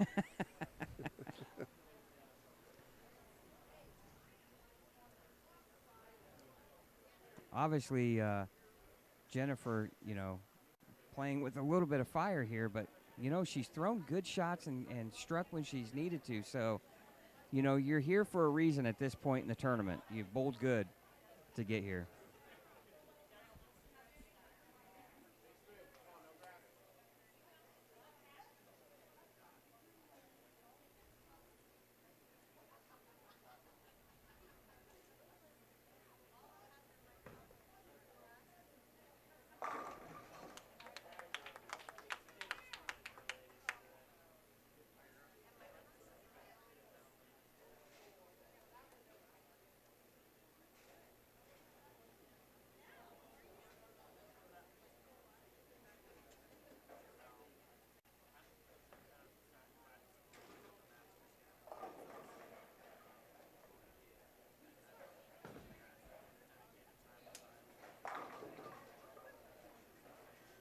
All right, guys, I'm just gonna pan here real quick. We got a very interested spectator over here to my left, Mr. Kevin McCune, watching. I'm not sure if he's coaching much. Probably not, since she's bowling so well, right?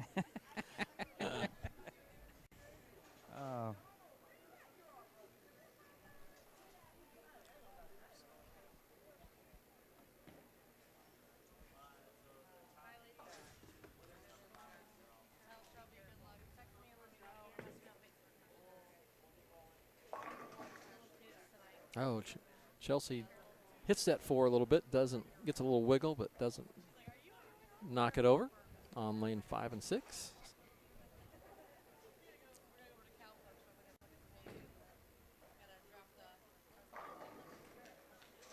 All right, Jennifer strikes first ball here.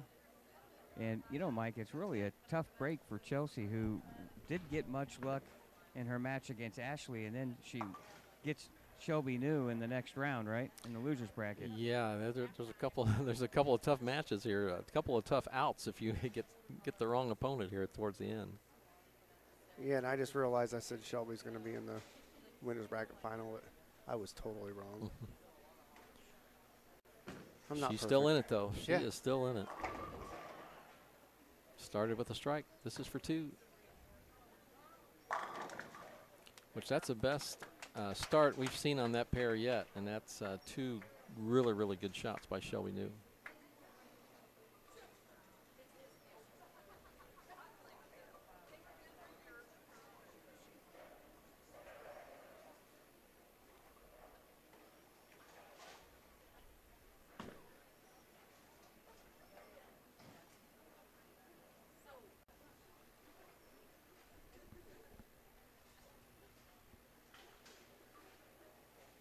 As we get down to this many bowlers, it's getting quieter in here. Well, you can feel the intensity starting to pick up here a little bit when you're down to a few bowlers left. Yeah. Some of these players you don't want to put the cart before the horse, but you can see the finish line to some degree here. And Jennifer Thompson just let Leanna Motel get a little more confident with that single pin miss, but she steps up and leaves the bucket here in the second. Not an easy spare.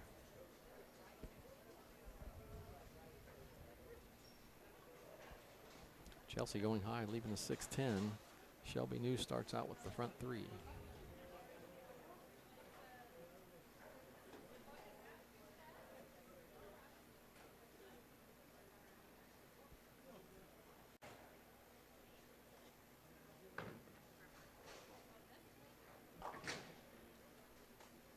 Good spare on the 6-10. Yeah, just fill frames. Hope that she yeah, you misses. stay close. Yeah, stay close until you can get it going yourself. And we've seen these matches turn around. Yeah, quickly. Well, great spare there from Leanna there on the bucket. Yeah, I would not want to shoot the bucket on this. 8-pin lead here going into the third frame for her as she steps up here on the left lane, lane 13. Just 6 bowlers left, guys. I mean, we're getting down to really stressful situations for these players. Oh, light mixer there for a strike.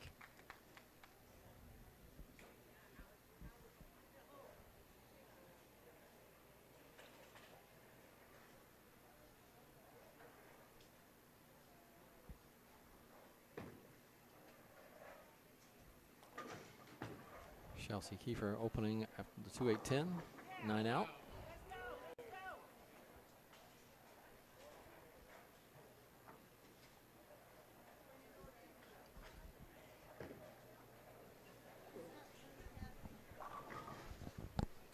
Thanks, Chad. Hey, no problem. What you see and what we see here, it's a little bit different. The display on the phone versus what is actually displayed on the screen here and for the viewers. Oh, Shelby New breaking just high, not tripping out the 4, but leaving the 4 and the 10. Oh, a double here for Jennifer right after she opened in the second. Now the pressure right back on Leanna. Well, see here, we're talking about Shelby maybe making a mistake. She made a mistake, but her opponent did too, so.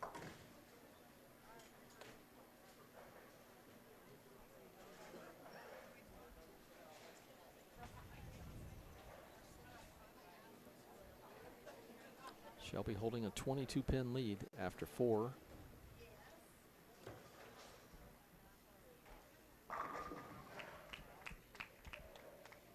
No pressure whatsoever, right, guys?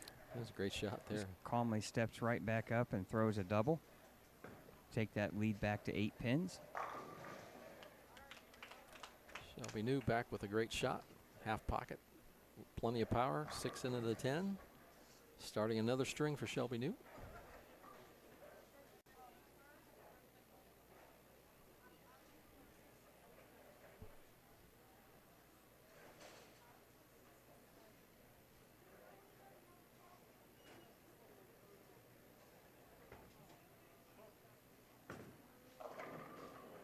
Oh, tough break. Light pocket 7-10 for Leanna. Wow.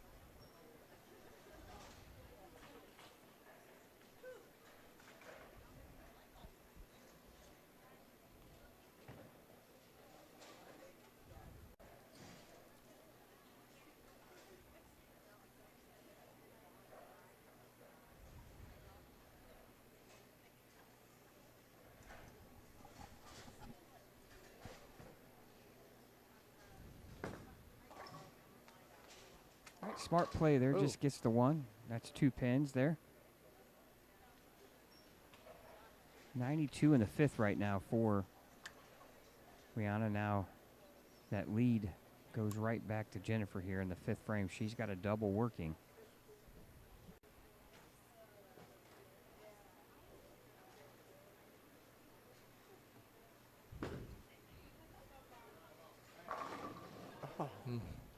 Oh, a pocket 5-7. Man. Yeah, these matches are taking some swings back and forth.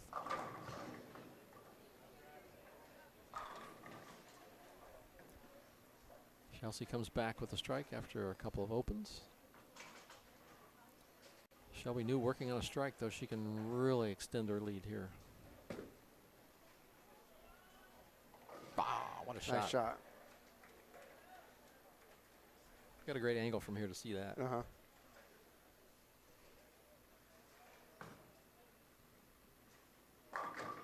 Oh. Shelby New gets a break, gets in that 7 out, almost leaving a 7-10, but 10 only.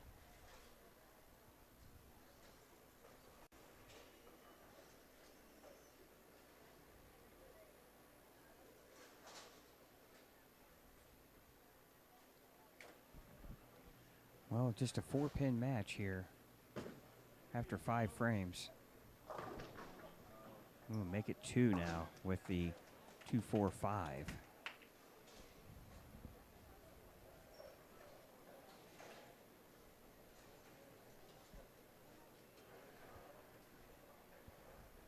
actually check that, make it a 1-pin match.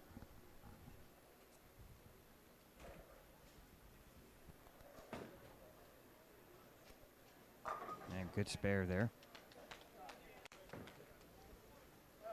She didn't like that. Oh, No, nice Shelby. shot. Yeah, she stepped out of that Yeah. one, Shelby, but it was high flush. A lot of extra speed up the line, but she holds a 36-pin lead at this point.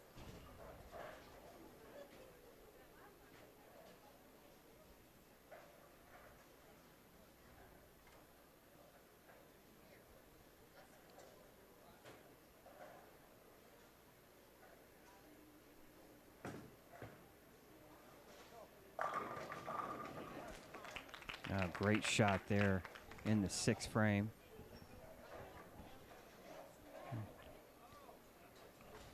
Now she can take that 1-pin deficit and turn it to a 9-pin advantage here with a strike in the 7th.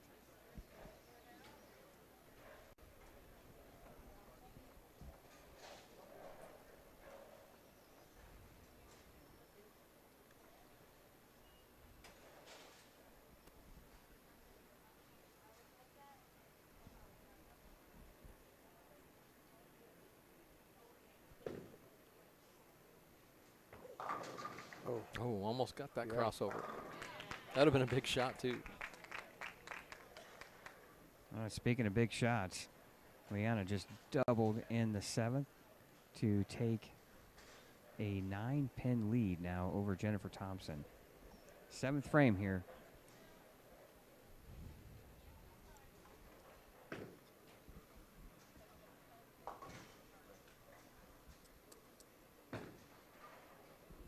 That ball needs to hook. Oh, and it does. Sawed out that 7-pin. I think it even surprised Jennifer a little bit there. That ball looked a little bit right at target. Boy, it finished strong.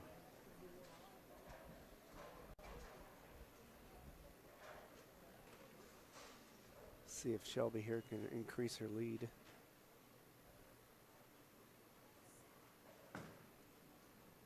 Left.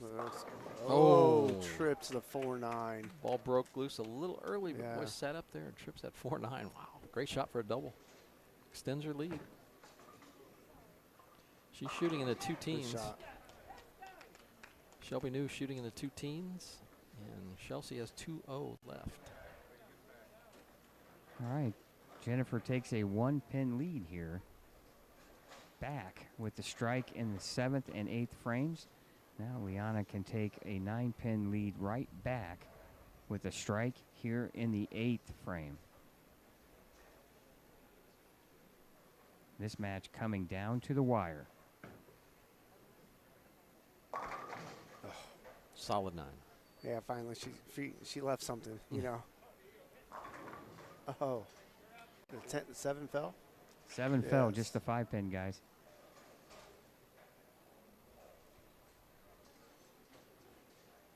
She was kind of hoping for that Dick Weber wall shot there, Mike. Yeah, I would have too. That was close to that. Shelby New leaves a solid 9 on a double in the 9th frame.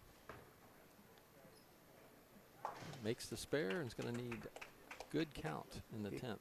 You can only get away with it so many times. Yeah.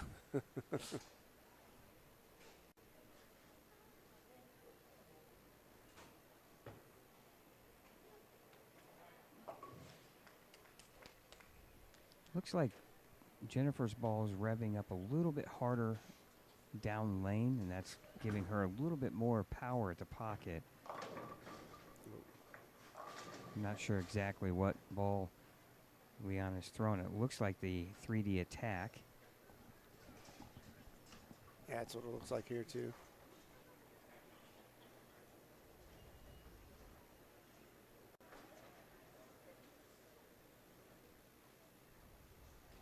That 3D attack very clean through the front part of the lanes and designed to turn left when it does hit friction.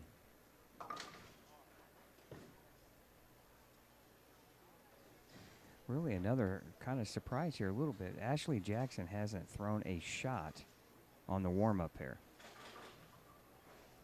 Yeah, and I don't know if she did when she had the bye the last time either. Well, after a re-rack here in the 9th frame, Liana would love a strike here to set herself up for the 10th.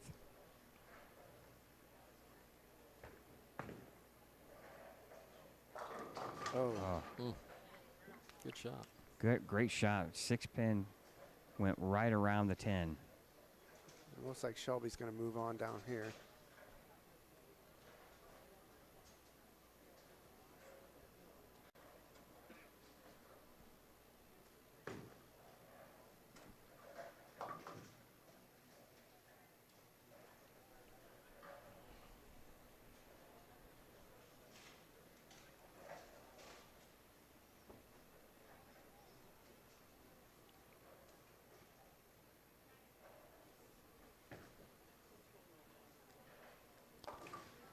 All right, guys, spare there in the 9th frame for Liana. She's on. She can strike out for 210. And Jennifer on a 2-0 pace right here. But she can really lock this match up with a strike in the 9th and 10th frames. That's left to target. Oh, and she gets it. Oh, what a break.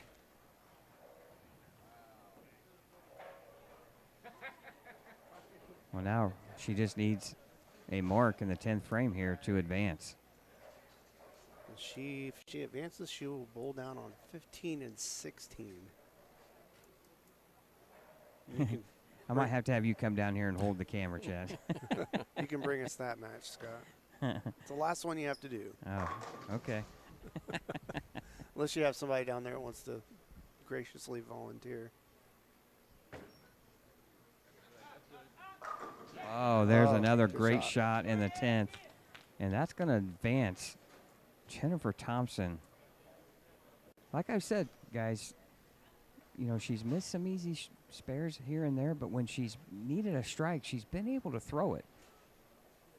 And this is like the 2nd or 3rd game where she's finished the match out with 4 or 5 in a row. Yeah. I really like the way her ball is rolling down the lane. It's rolling and seeing the lane, especially the back end at the right, just in the right spot. Shelby. Oh, and she gets it. Shelby wins down here 225 to 167. Yep. So she'll move on to that same match on 15 and 16. On 11 and 12 will be our winners bracket final. Chelsea Kiefer had a good tournament today. She did. Bowled very well. Very well.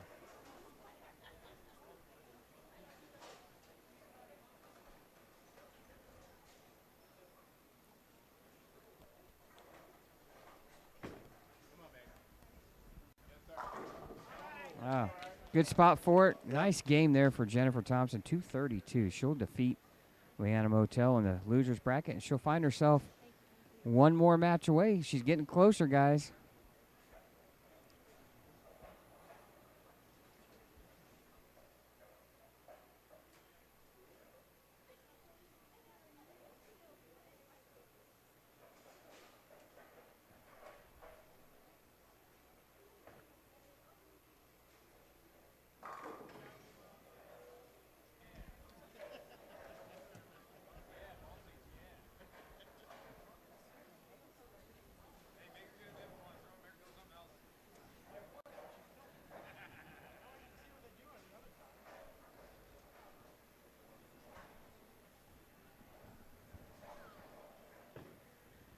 I don't know if you saw that, guys, but Liana switched balls in the 10th frame here to a GB2, and man, did it roll good.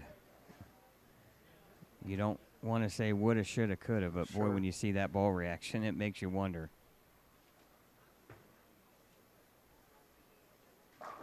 Oh. Yeah. You know, the thing about the GB2, it's a fairly clean front end solid, but boy, it's reading the back end so much better than the 3D attack that she was throwing. And man, and it really, when you think about it, guys, she struck in the 3rd, 4th, pocket 7, 10 in the 5th, doubled in the 6th, 7th, and then went weak 10, and I don't know if she left back-to-back weak 10s or not, but then she makes the ball change, and then so far 2 really good shots.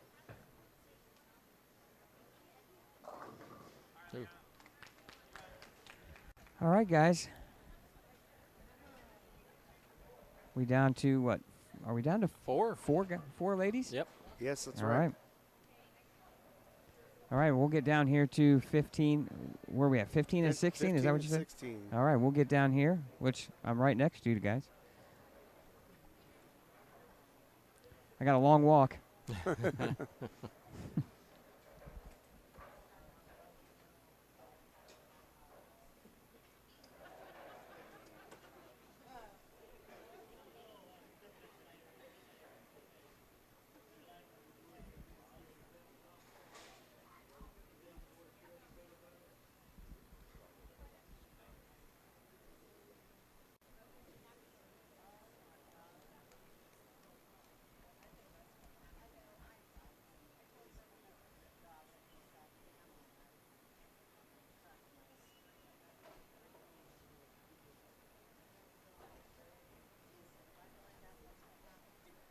Alrighty, we're down to the top four. We got 2 left in the winner's bracket, 2 left in the elimination bracket. We'll pull a game here. The undefeated winner will have another 1-game break until the 2 bowlers left with 1 loss bowl a match to see who takes them on.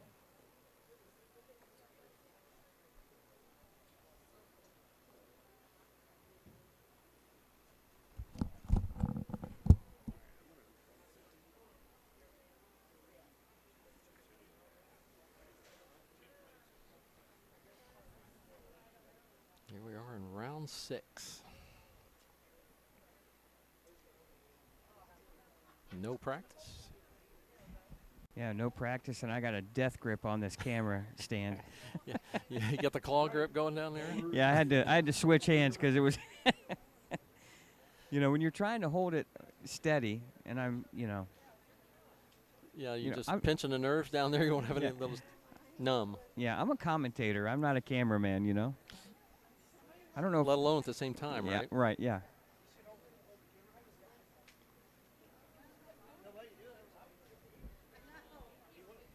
Now we'll see. You have to think, Mike, though, that I know we say a lot about Shelby, but now you got to feel like Shelby or Jennifer's going to have to bowl a really good game here too. Yeah, I agree. Ashley Jackson starts with a great shot right out of the get-go. Look at that. There. I got to volunteer, guys. Woo, man. Stretch that arm out. Yeah, yeah. Oh, good shot starting the match for Teresa, but leaving the 10. All right, Jennifer is going to lead off this match here on the left lane.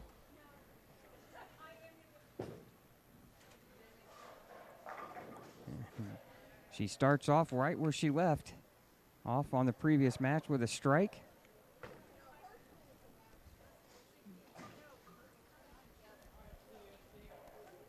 Smith-Dill gets that spare. She's happy with that.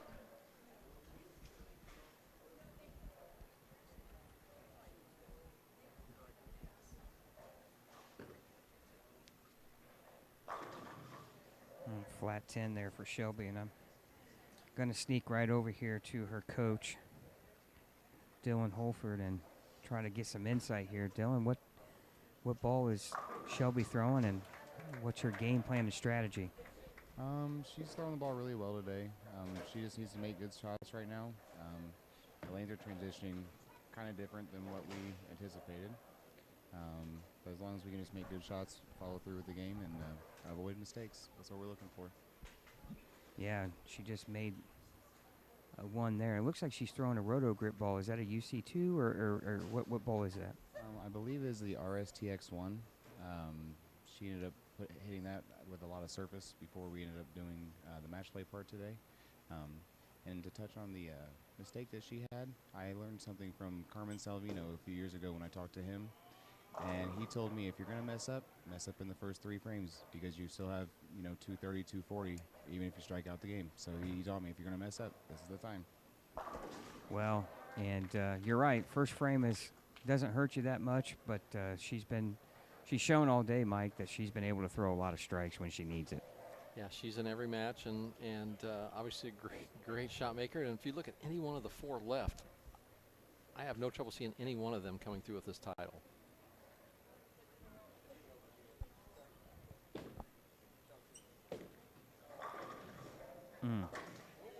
Solid 10-pin there for Jennifer. And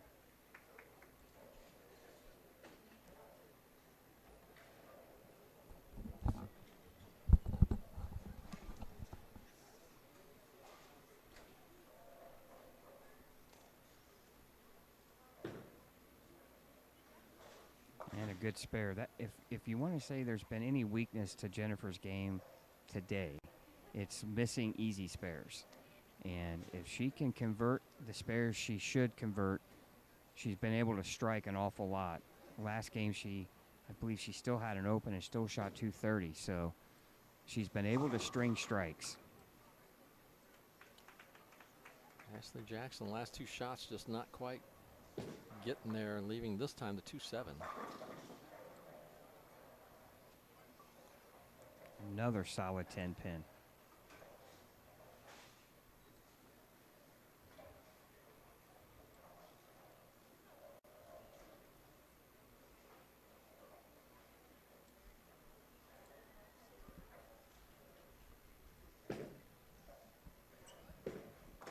And a good spare there.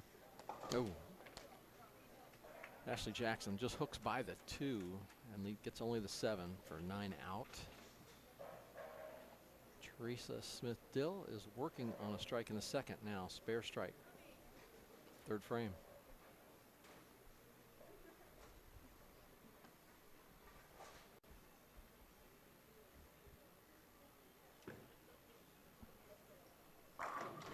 That time she got the 10 out. You resting your arms down there, Scott? Yeah. Well, it's kind of nice, to be honest. Well, Bethany's been wanting to get in the booth all day, and I said, go down there and help Scott hold the camera. Well, you should have told her an hour ago. Yeah, I should have. I didn't know where she was. And she just happened to be over here. Teresa Smith-Dill loses that one off her hand. 3 off the right on a strike.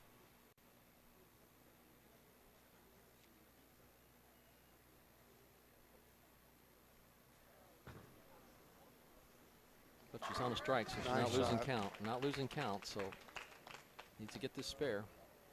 You know, that's the amazing thing about Shelby was, you know, you miss a 10-pin in the first frame and you don't even think twice about it, and she shows up and throws 3 consecutive strikes, frames 2 through 4. That's just, it's what makes her so tough. Yeah, and that's why you don't think you've got her. Wow. Jennifer right now with no luck. That is 3 consecutive solid 10 pins.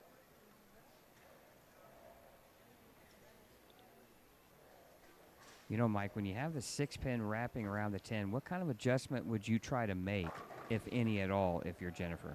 Well, you've got to make something because it's the ball's just breaking too late, obviously, and so from here, from this angle, you can see that 10-pin is just the 6 is just way around it. So it's tough. You want to try to get the ball to roll a little sooner. You can dabble with speed control, lighten it up a little bit. But boy, it's tough to do control speed. I just move my feet back a couple inches on the approach, so the ball starts at a couple inches up. Easiest way to do it without changing something that might lose the pocket for you. Yeah, because if you move just a little bit right, your ball's going to pop high. Yep. If you can get it down on the lane a little bit sooner, it's going to roll earlier. And she missed a little right there and leaves the 2-8, or 4-8, excuse me.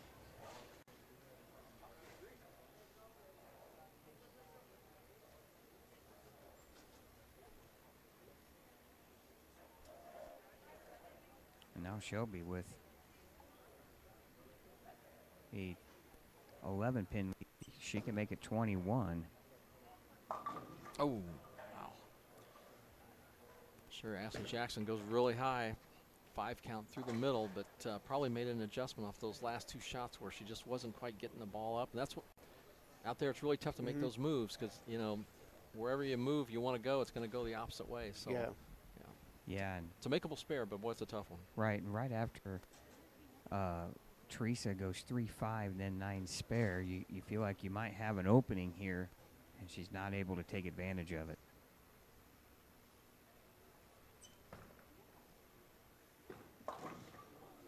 Good run at it, but Oh, solid 10-pin for Shelby. She liked it. You could tell as soon as she let go of it, she kind of. it was a good shot. Good shot. It was another one of those solid 10s, man. There a lot of solid 10s down on that pair.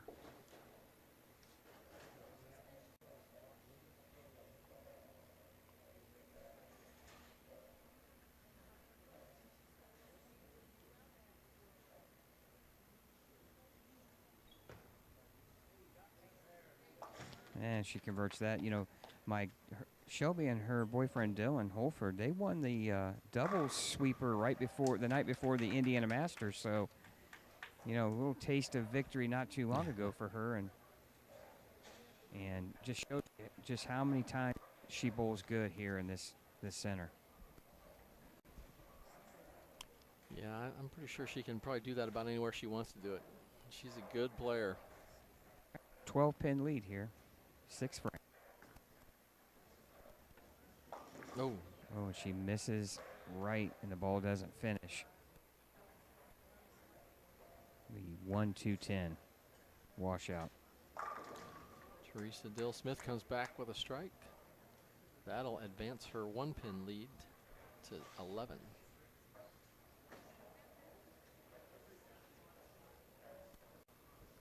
So do we have to put Bethany on the payroll?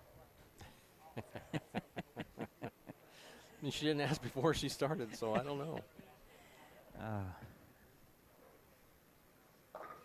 An open frame for Shelby. That 12-pin lead might just went away. Yeah, none of these matches are safe. I'll tell you, it's just it's been great match play all day today. Teresa Smith-Dill 2-4-10. Sorry, 2-4-10. Oh, and Jennifer steps right up and throws a strike in the 5th. So she's got a 2-pin lead. She can make it 12 with a strike here in the 7th.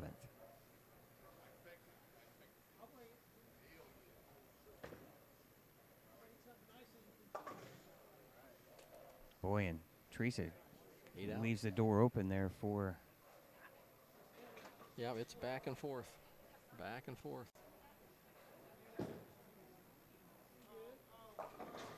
Oh, and actually, Jennifer made a ball change and then comes up through the face.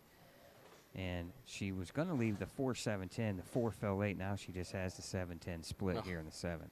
Thanks, huh? Gee. Yeah. Wow. Extra speed on that. She actually switched to the same ball that Shelby's throwing, the RSTX1.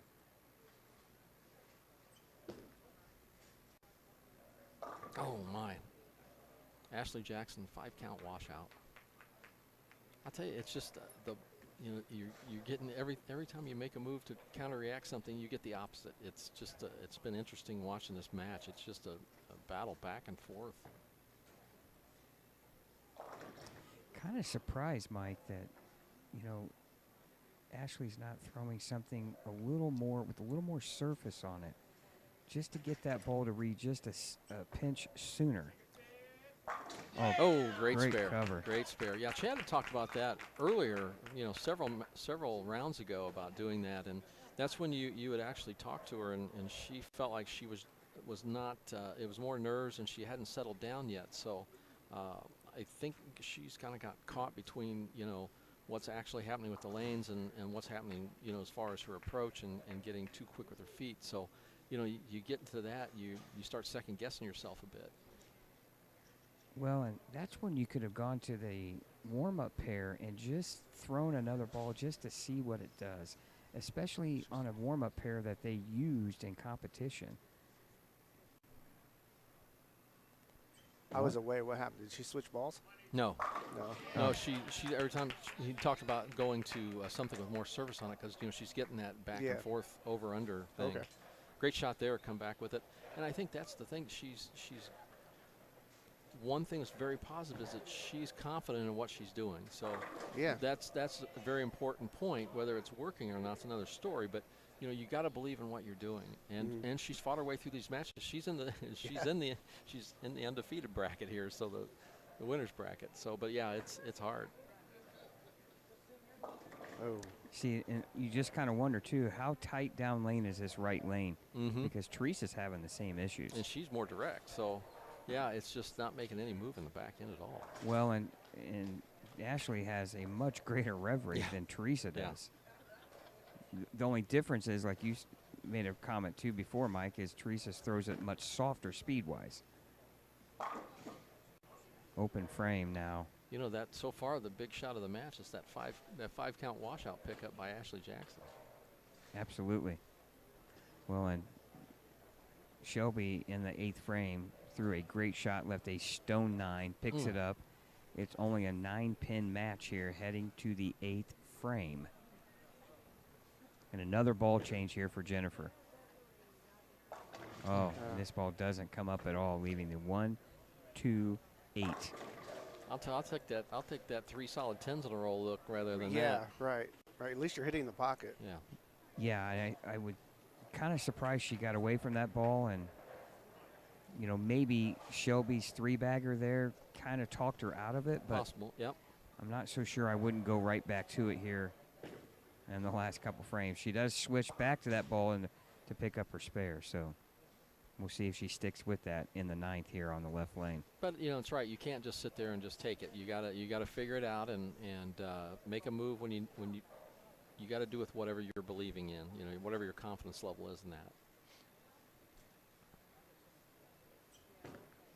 That's left. Yep. Oh wow! And Almost got away with it. Guys, that's been her big mistake a lot of times too. It's either a little firm or she's missed an arrow left with her target. Good shot. Yeah, and that's the ball she started with. Yeah. I'm sure Shelby would prefer the other two she was throwing. Yeah. I think you're right. Well, but Shelby controls her own destiny here.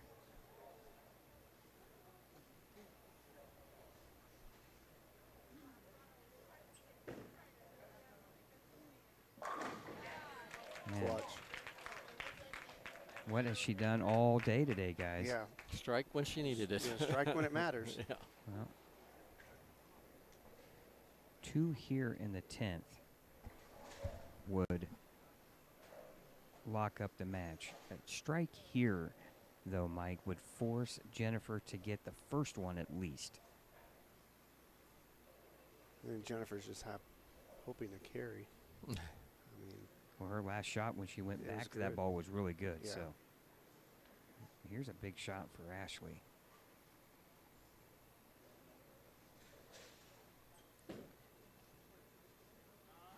She didn't like it right off. Oh. That forces Jennifer to get the first one. I mean, I know our viewers and fans of the sport of bowling probably think, man, that's all you do is talk about Shelby, but how can you not? It's just absolutely impressive how she can strike when she needs to. Yeah, very consistent performer. You know what's going to happen, and she doesn't react to anything good or bad. She just goes back to her game and makes the plays. Good cover there in the 9th for Ashley, but guys, I don't like the ball reaction. No, I like the position she's in, but yeah, the ball reaction doesn't make you feel comfortable. Oh, guys, all I can do is just kind of laugh and just shake my head because, again, just amazing. Well, the winner of that match down there is going to come down here to Ball 7 change. and 8. Oh, yeah, and that's going to end her day. And, you know, guys, think about this. We're going to see another Teresa Smithdill Shelby New match. Yeah. Yeah. And remember, when Shelby went on her run, she actually eliminated Teresa. So these two have bowled each other quite a bit. 159 if Teresa can strike out in the 10th frame. Of course, Ashley's already has Of course she's gonna 142. carry, right? Yeah, right, absolutely. All right, guys, I'm going to sneak down here. I know she's not going to like this.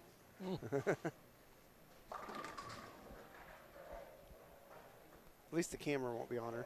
Yeah, maybe I can have Bethany come over here and spin the camera my way.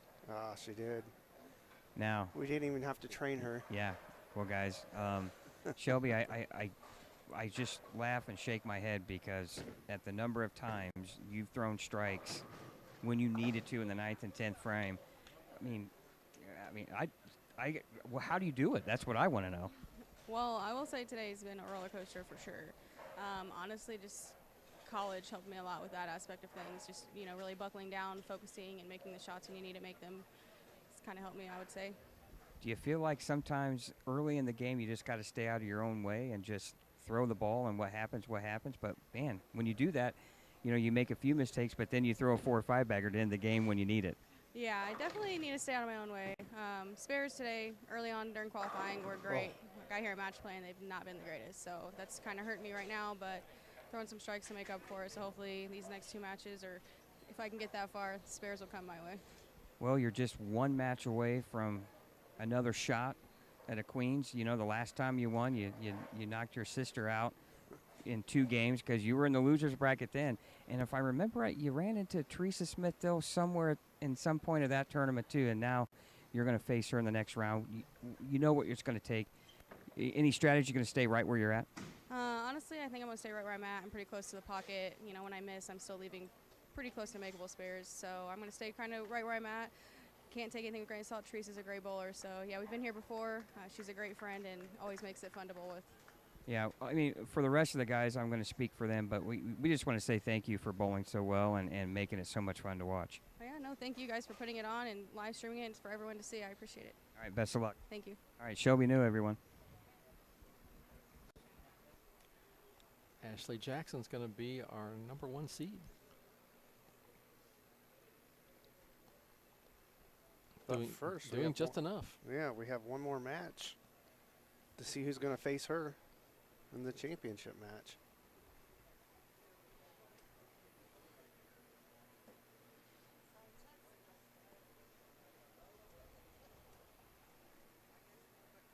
Alrighty, we're down to 3. Scott's we have going. an undefeated winner in Ashley Jackson, and she has a home break this game. Waiting on her opponent, which will be either Shelby New or Teresa Smith-Dill. Whoever survives the final elimination match. And that one will be down on 7 and 8.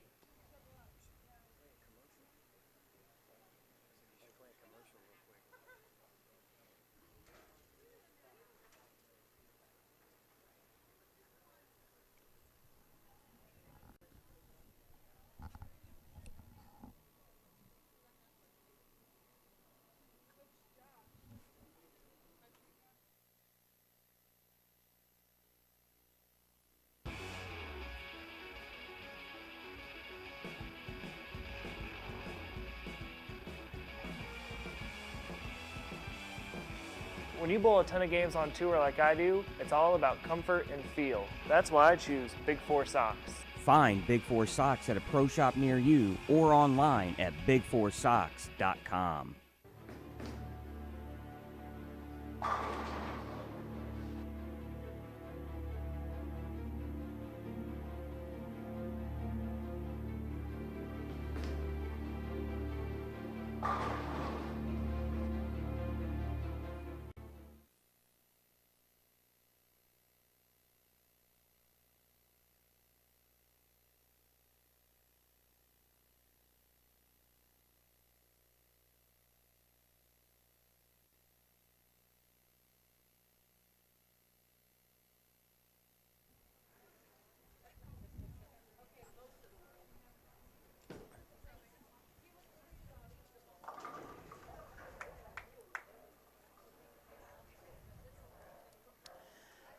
All right, here we go, guys.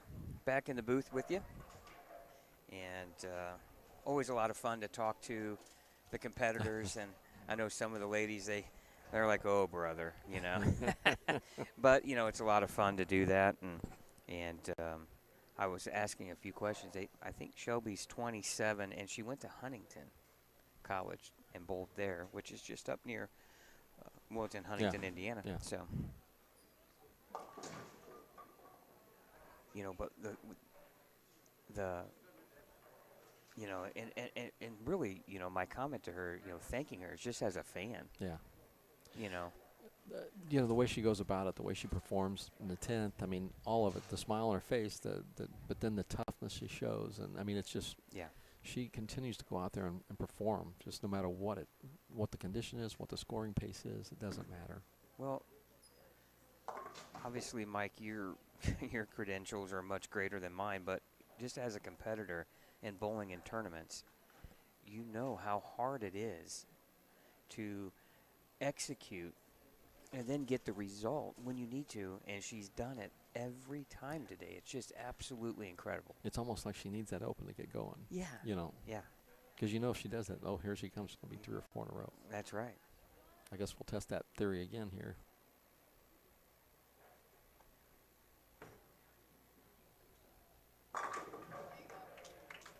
Well, we want to thank our sponsors for today's broadcast, the Brands of Brunswick, Big Four Socks, Mike Aulby's Arrowhead Bowl, RT Tour Experience, Pinheads Entertainment, A1 Automotive, and Tim Max Victory Lane Pro Shops.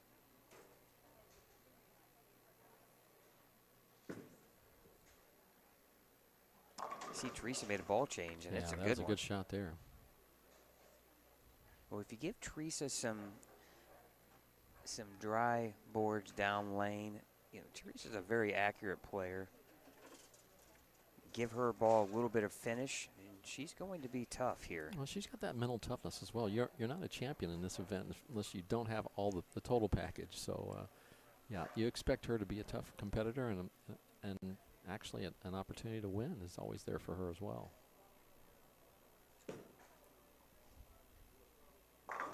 Well, 3 really nice shots. Absolutely. Yeah. And she's made a statement to Shelby. Yeah. And I think that's all Teresa was looking for. Down there against Ashley, her ball wouldn't tip like it is right here. Well, and you know, Ashley had the same problem from a different angle, but same thing. The ball just would hit the back end and just no, it wasn't coming. Big shot here for Shelby. And nothing but 10 in the pit. She was staring at a 21-pin deficit right out of the gate. Yeah, that was a great shot. Well, you got to think this shot right here will tell a big story because it's going to tell Teresa quite a bit. When you start out with the front 3, you think, okay, I'm going to have a little bit of a lead here based on what you've seen before. Yeah.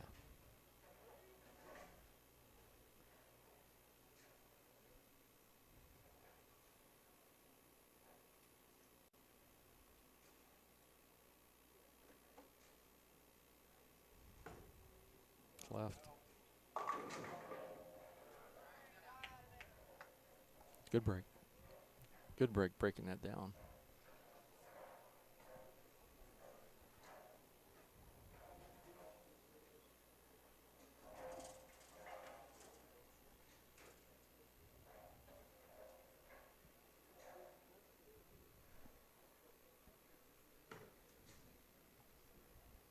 And she makes the spare there. Yeah, good break, just breaking that down, leaving only the 4.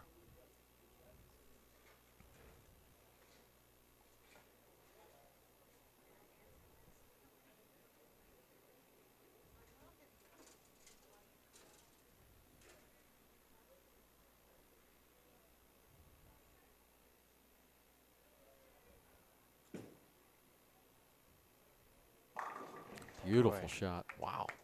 Great shot. Boy, and that's 4 impressive shots. Yeah, from Teresa. Yeah, all very good shots. Getting a lot more back end with whatever the ball is she switched to. She's thrown it really well, but boy, it's making a nice clean move on the back end.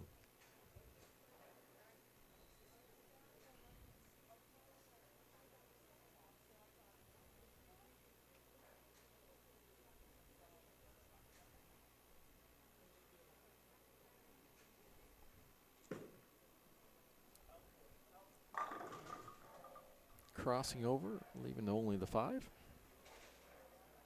Got a break. That was left off her hand, but at least she got that break.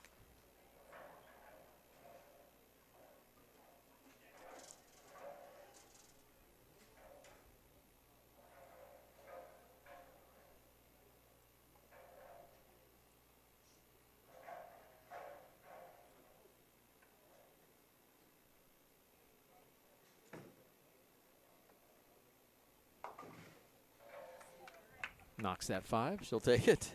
Yeah, absolutely.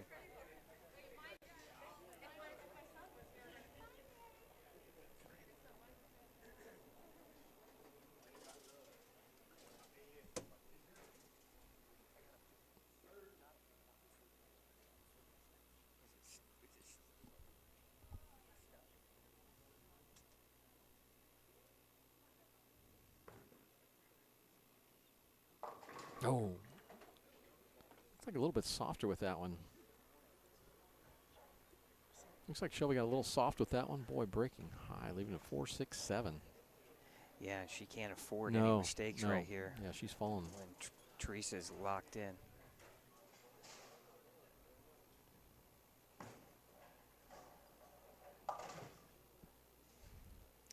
Well, an open frame here in the 7th.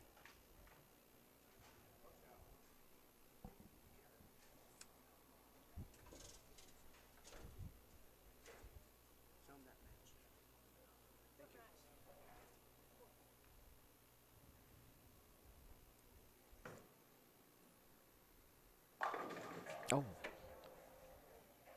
8-10. Did not see that coming. No, and her ball has been finishing strong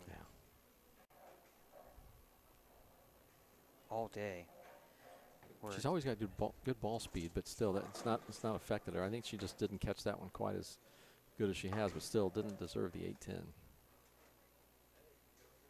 She's left it wide open for Teresa here to build a bigger lead.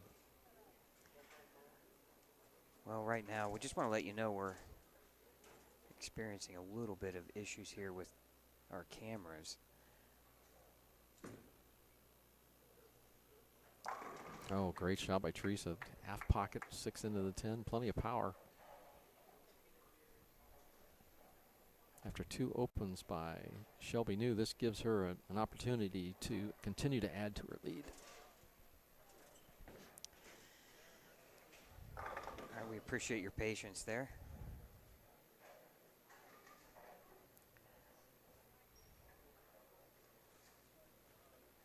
All right, now we're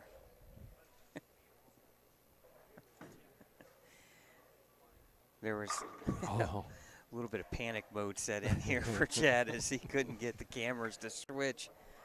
So I'm not sure what was going on there. So he's feeling more pressure than Shelby. Shelby's been feeling it in the 10th frame. Yeah.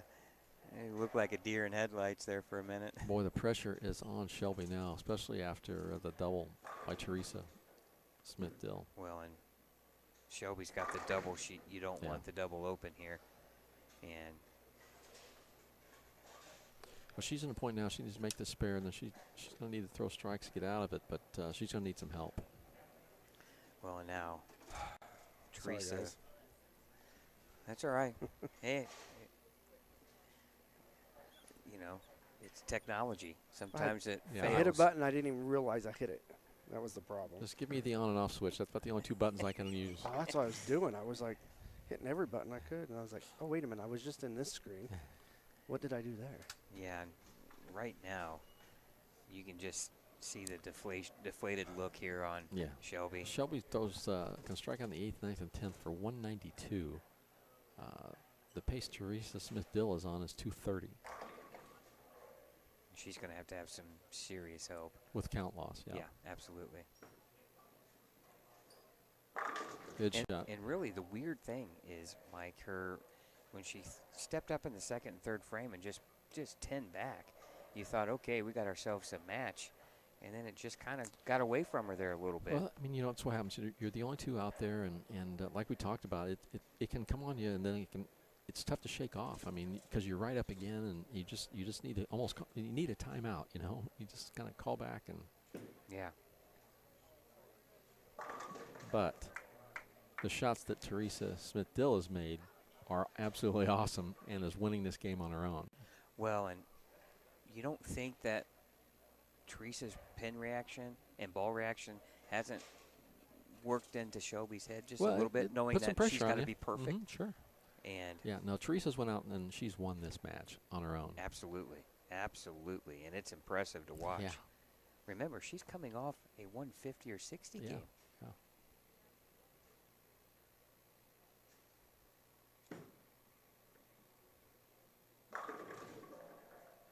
Yeah, you just keep it in play. You get out there and you just put another good shot. Absolutely, and really, that was her first really weak hit of the game. And it looks like Teresa came out pretty motivated in this match. Yeah, I think you might have stirred something when you talked about that there had been some matches before with these two and in this tournament, and yeah, if you're a champion, you don't like to lose. So yeah, you remember those. Well, another deep run for Shelby New. She's going to come up short, and we're going to have a rematch between Teresa Smith-Dill and Ashley Jackson for the championship. This time, Teresa's going to have to win twice. And if she throws the ball like she's doing right now, she's got a pretty good chance.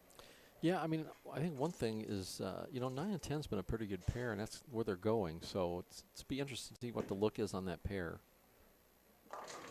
But Ashley Jackson has shown that she can win a high-scoring match or a low-scoring match, or either a way. dogfight, right? Yeah. So it'll be a great match. Like I said, they just bowled each other last round, so here we go again. Like you talked before, I mean, this field today, I mean, you've got the best ladies in the state, and what a round of 16. I mean, just inside and out, it was unbelievable, the amount of matches and the talent that was out there today. Yeah, absolutely, and it has been a privilege to watch these ladies perform, and actually, a privilege to watch Shelby bowl all day today. She's bowled so good. But, Teresa Smith-Dill, past champion, like you said, Mike, she's a veteran in today's standards. Most definitely, yeah. And she's not a bowled newcomer at a high anymore. yeah, she's bowled at a high level, and still can bowl real well. She's got a pretty good coach too. Yeah, and she's not going to sneak up on anybody for sure. So she knows she has to come out firing. So, and she is, when she walks into a tournament, no matter where it's at or what it is, she's a favorite. Yeah, a lot of mutual respect right there too between the two, and that's one thing that's great. The ladies are great sports, and they cheer each other on. And you don't see that you don't see that in the Masters, or yeah. Well, guys can get a little disappointed, right? But good shot again. Good shot. Nice definitely finish. not the last we've seen of Shelby, but a great That's game one of the there. best games we've seen. Yeah, all day. 258. Absolutely impressive. So our championship match is set. Teresa Smith-Dill survives the loser's bracket and will take on Ashley Jackson for the title of the Indiana Queens here on Savage Bowling TV.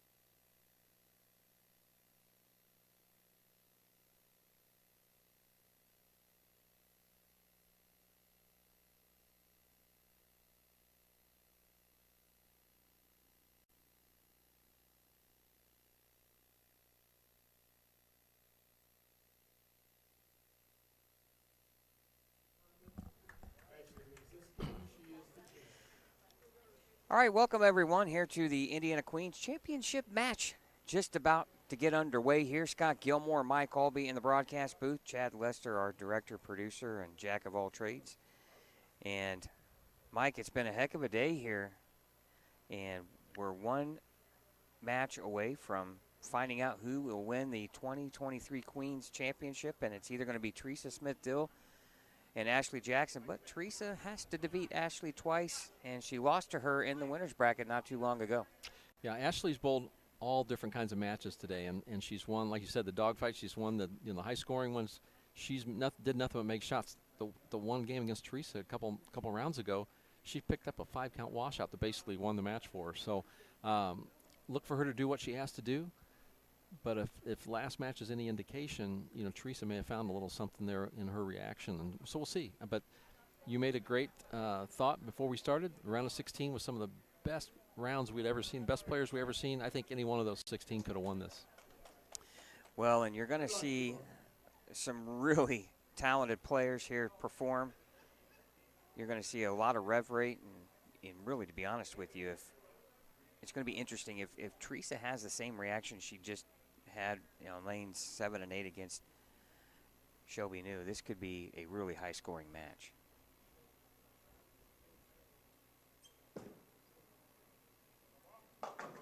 Ooh, that ball really hooked. Well, that was a different angle. Her feet were right of where she's been playing. So I think she's moved to try to get a different angle. That ball just, boy, when it hits the back end, it is jumping.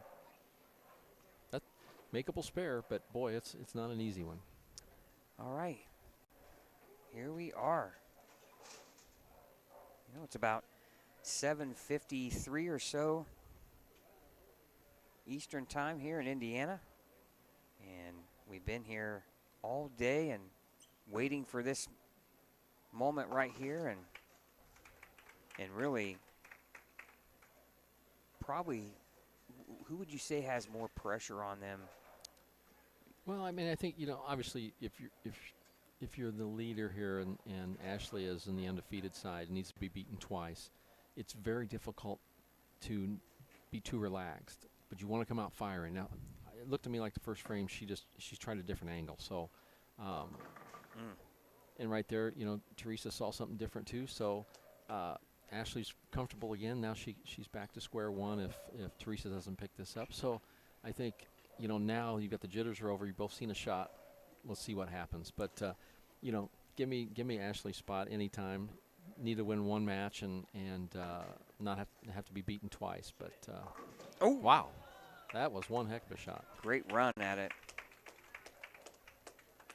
And she picked up a 1-pin lead. Here's the thing. How big is getting 3 there? Could that be, a big pin count there later on in this match? We'll have to wait and see. You only got to win by 1, and that could be the one. That's right. And now Teresa's second frame here, left lane.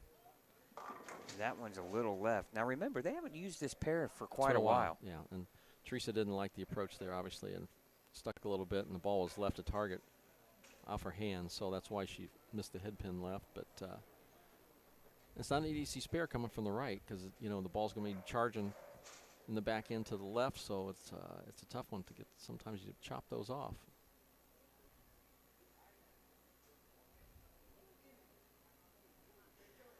Well, not the start Teresa really wanted, though, because Ashley gave her the opening there in the first frame, and she's not been able to take advantage of it. Especially after shooting 258. Right. Great spare. Great spare.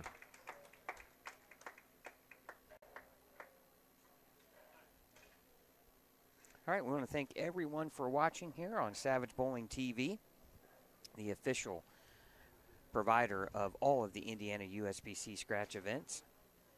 And again, the Queens has delivered some really exciting matches here. And now we're down to our final 2 competitors. Now Ashley Jackson working on an open frame. Oh, she comes back and just shreds the rack. Yeah, that was a great shot there. Well, here's the thing. Solid at the foul line. It looked good. Well, if Ashley has some area, that could prove to be detrimental to Teresa's chances just because of the rev rate and the pin carry that Ashley creates. Well, and the amount of power she has, it's always going to look like she has area because she has to use it to hold that ball back and get it into the pocket. So, just because she's able to hook it may not necessarily mean she has that much room. It's just that's where the power she uses has to go. Oh, wow. Well, you know, those two shots were two of the best she's thrown all day, right there. Well, the other thing we also said, because of the area she tries to play, she also can leave some really weird most definitely. leaves, right? Most definitely. So like I said, she's not trying to play a big hook. She's trying to play from point A to point B, and those just look like they're, you know, a hook. Now, a big shot here for Teresa. Oh. Great shot there. 5-pin got a little lazy. Supposed to come over and shake. But as we've seen, I mean, you know, everybody's got that spot where it doesn't take too much to look like a big errant shot where you get 6 or 5, you know, and so just getting out in front, unless you're throwing a lot of strikes, is not a big lead. Well, the 5-pin was supposed to take out the 7. Now Teresa's going to have to knock it down with her spare ball, and she does. All right. Now is where you just got to settle down here a little bit, and which Teresa, who's been around for a long time here and has won this tournament before, she's got to go back on that experience, right? And she wants to start, you know, continue to throw some strikes to keep Ashley, you know, within range. That looks good. Oh, and she trips out the 4. Big break. Good shot, though. Good shot. And Ashley's, like I said, coming off 2 shots that, you know, probably the 2 of the best shots she's thrown all day.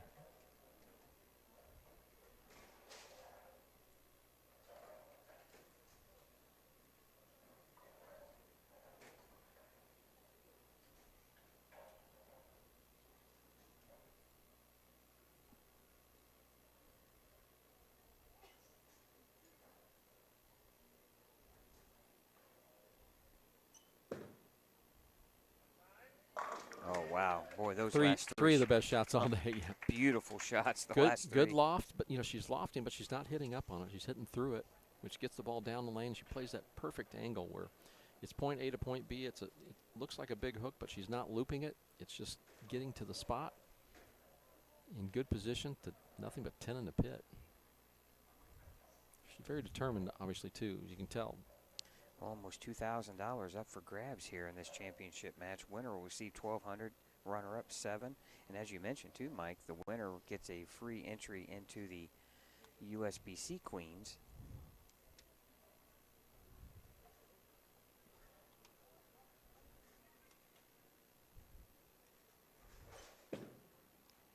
She got a mitt full there. Oh, Great wow, that shot. just sawed out the 10 Power pin. to burn, yeah. Great shot.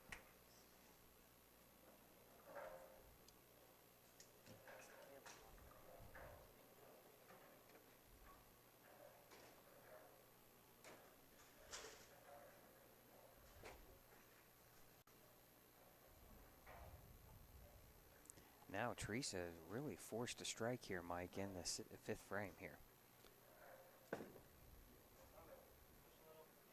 Oh, great And shot. She does, yep. Good shot.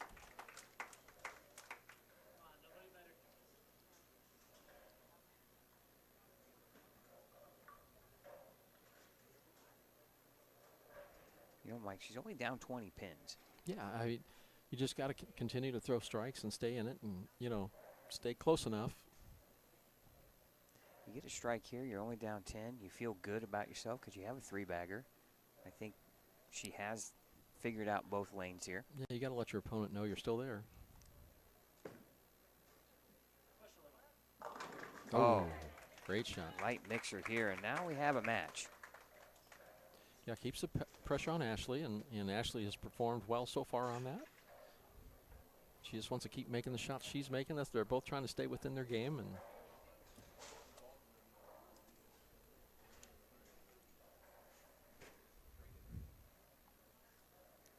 well, a strike here can take that lead back to 20.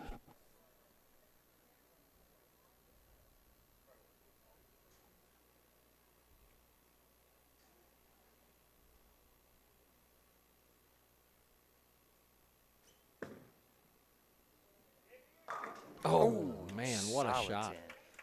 That was a shot. I mean, she made the shot. That was a great shot. Her last 4 shots, she did not miss at the bottom. No, but like I said, she's not hitting up. She's hitting through, which is getting that ball down the lane where it needs to. It's going right to the right spot. That one just got there just a little late. Plenty of power to knock that dude out of there. I'll tell you, it was a great shot. Now just take a deep breath and pick your spare up and start it again.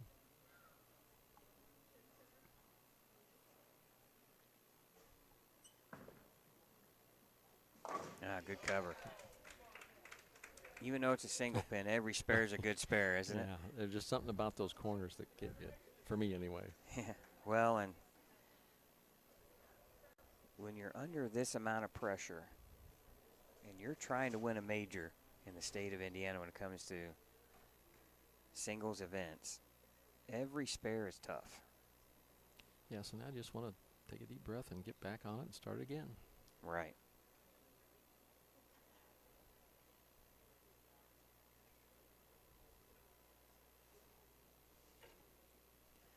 That 10-pin opened the door a little bit for Teresa. Now, what can Ashley do here in the 7th frame? Oh, she comes in light. Ooh, fortunate to leave just the 2-pin. Looked like it was in the same.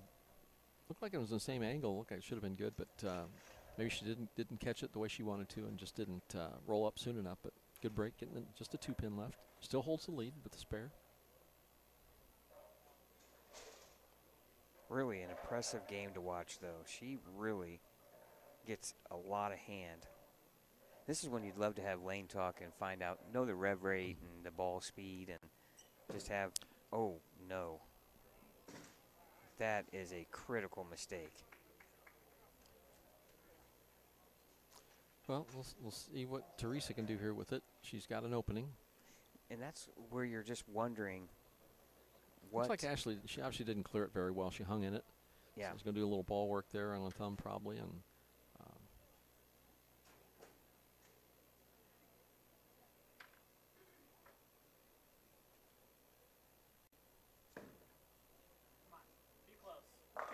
oh, flat 10-pin.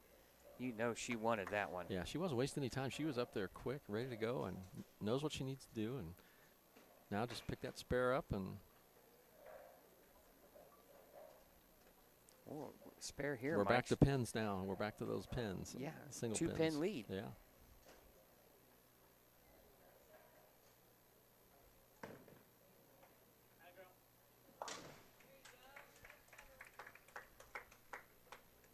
Three frames to go.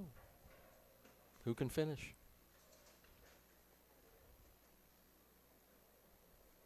It's almost prime time bowling, right? It really is, yeah. 8 o'clock at night, just after 8 o'clock, and here we are. Finals of the Queens.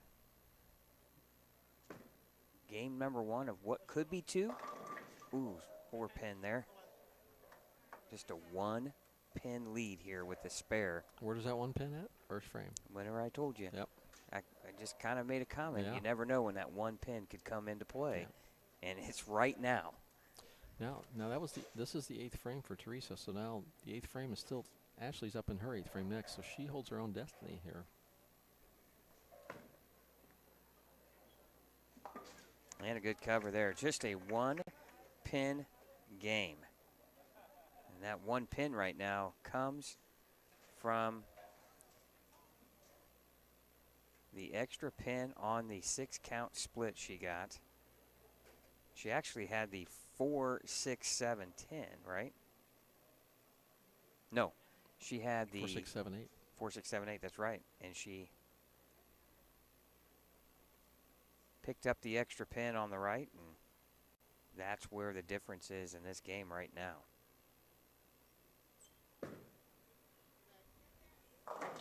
Ooh, light mixing, leaving the 7.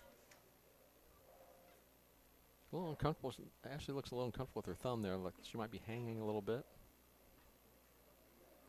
Which, you know, she's been at a point where she's had to stop and start several times, you know, being in the winner's bracket.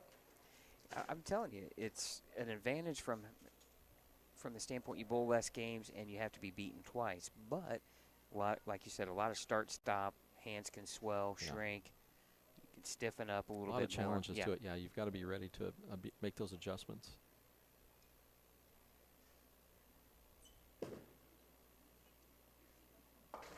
All right, spare conversion there in the 8th, and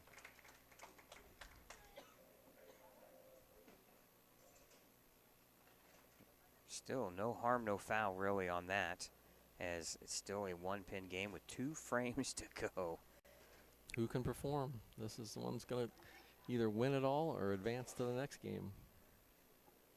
Just kind of, it's amazing how you can bowl 8 frames and have one We're pin back to, yeah. separate And they both the two got their competitors. different ways. Yeah, it's really amazing how the scoring in the game can work. But now, here we go, crunch time. 9th frame, left lane.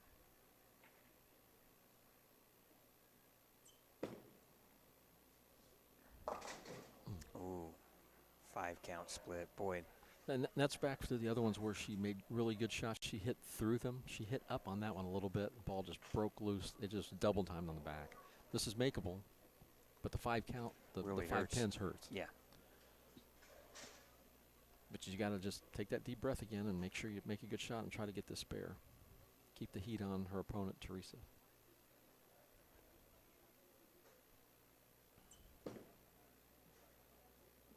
Oh, well, she had a good shot at that. That was a good attempt. It's left the door wide open.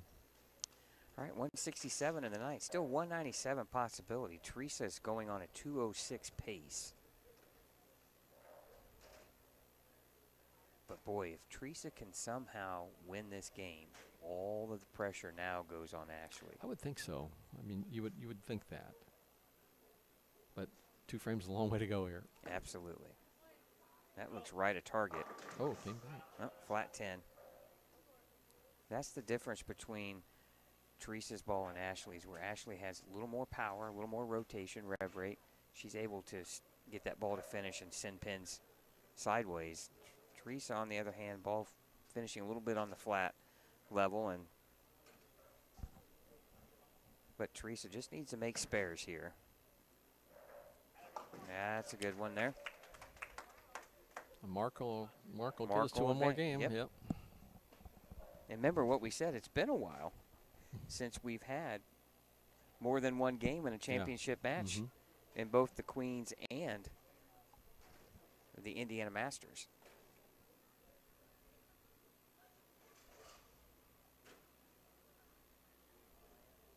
Mark to win. And she gets it. Great shot. I mean, you get that half pocket. In that half pocket, the 6-pin slapped that 10 pretty good. So, guess we're going to game 2. 3 pins, all she needs, Mike. Yep. I like her chances. Yeah. Now, all that pressure goes right onto the shoulders of Ashley Jackson. But she hasn't seemed to, Ashley has not seemed to, anything's kind of stepped in her way when she's had a couple struggles, here or there, or shots here or there. She seems to always come through, so I'm not so sure it's going to be rattled. All right, 4-6-7, doesn't matter. And look at Ashley. If she carries that solid 10, this whole game's a different story.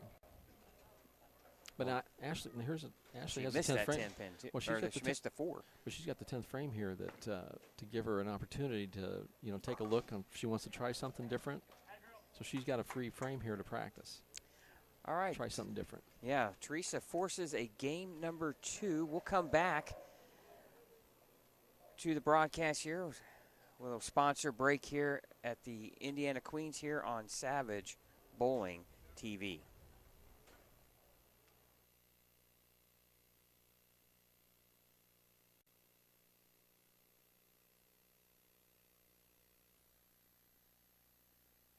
Pinheads Entertainment Center has it all. A modern-style bowling alley with 2 private bowling suites. Alley's Ale House serves up a chef-crafted menu daily, featuring signature handcrafted cocktails and over 30 draft options. The arcade at Pinheads offers 90-plus games, including old-school games, Golden Tee, and virtual reality with top-tier prizes. Host large events or meetings in the multifunction banquet room that can accommodate up to 80 guests. Visit, call, or reserve online today. Off State Road 37 next to Honda of Fishers. Keep your vehicle running like new. Stop by A1 Automotive to get an honest rundown of what your vehicle needs or doesn't need. It's all part of their no pressure, no upsell environment. Find them online at a1cardoctors.com or stop in today right off Coliseum across from Tractor Supply. A1 Automotive.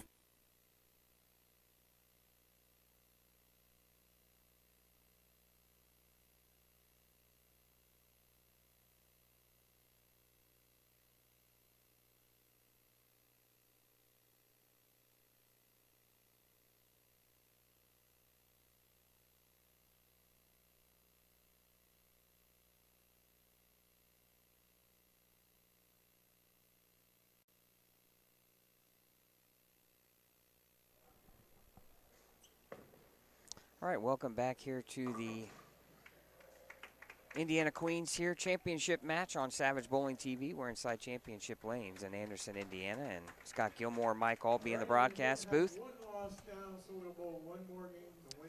And Teresa Smith-Dill wins game number 1, 204 to 186. And now all that pressure of being the undefeated player goes on the shoulders of Ashley Jackson. One game winner takes all here.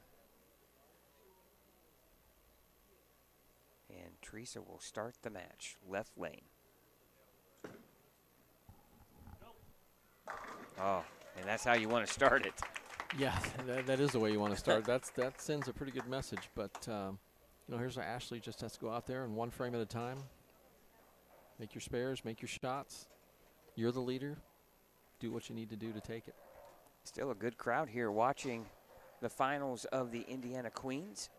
Want to thank you guys for watching here on our YouTube channel. Subscribe, become a subscriber. We appreciate you watching here with us. And you had noted, Great Mike, shot. a ball change there in the 10th frame for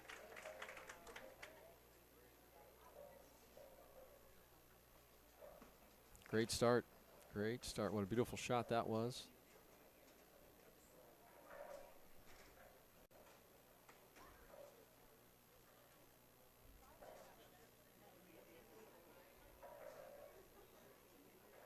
Who can get the double first here? Love to know what ball she changed to. Unfortunately, we don't get that information there. Would like to know if it's, oh, that's right. Oh, boy, does that ball come back. Yeah, she squared up a little more. I mean, she's squared up, but once again, she made the good shot where she's hitting through and not up. You know, so the ball's not double timing on the back. It's coming, but it's not coming early and harder like that. Great shot. Two great shots. Teresa's throwing a 900 global ball, and so is Ashley Jackson.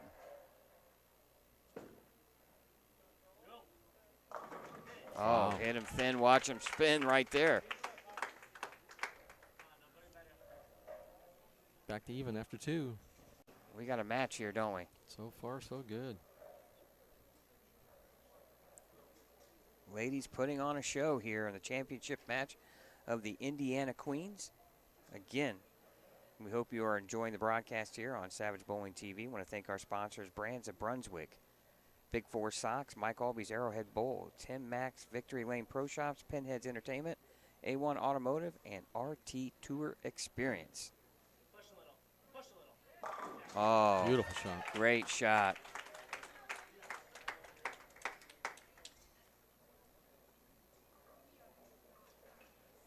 Can Ashley Jackson answer the call here in the third frame after Teresa starts out front three?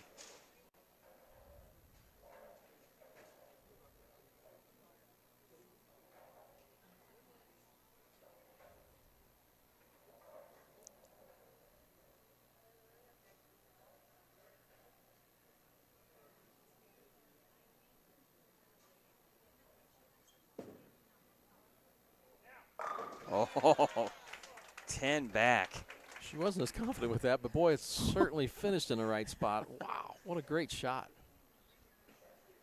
You I thought feel like I'm watching a tennis match. Your turn. You turn Yeah. back and forth across the net. You know, what a great shot. Just ground stroke after ground stroke here. Just These are the ones where you just, after it's out of your hand, hey, you move on, take what it is, and you move. This time, it's like you're starting over, one shot at a time. There's a bunch of forehand smashes here. Yeah. Teresa Smith still looking for her second Queen's title. Ashley Jackson looking for her first. All square through 3. Perfect. Fourth frame here, left lane. Wow. That was definitely that was perfect, that shot. Beautiful shot. Well, what a good ball change for Yeah. her. That ball is not as clean. But seems to be reading a little bit earlier. Reading yeah. a little earlier, and it's really opened up her. Yeah. Great shots. It's really opened up her line for. Now, Teresa Smith trying to answer.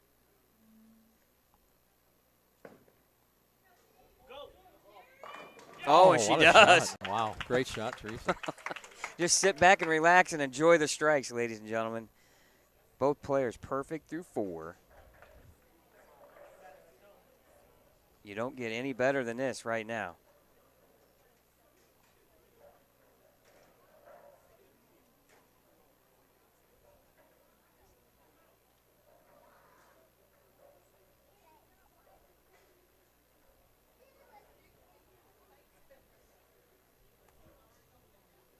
Now, 5th frame here. Perfect through 4. Oh. Well, you heard someone behind us right away yell push. You're standing right behind little inside lane of 9. target. Yeah, a little inside of target. Didn't get the break, but 4, 6, 7. Boy, when you miss, you just love to Something, leave yeah, something you yeah. can make, right? Yep. Well, maybe she gets a break here.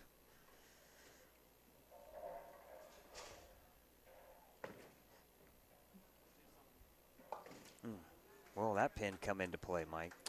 Yeah. Yeah, that's you want to get 2 there for sure. 2 means 4 now. Yep.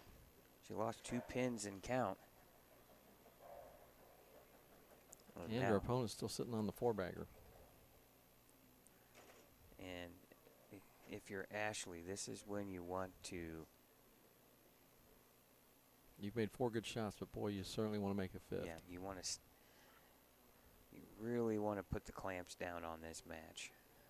Perfect through 4, 5th frame right lane. That looked inside. Oh, Mike, Oh, and you just she. cannot break anything down. That one was left of target. Well, she gets 1 less pin than Teresa got, so now, but she's got a makeable spare. You say makeable because they are makeable, but they're not easy. Yeah.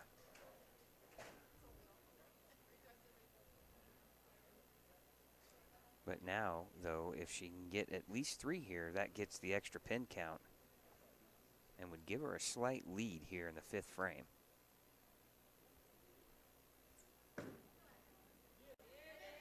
Oh, wow, and she makes it. What a clutch spare.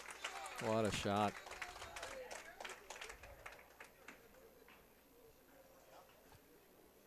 Yeah, that's a big one there. Making that spare gives you a lead. Now you can get back on your strikes. Great shot.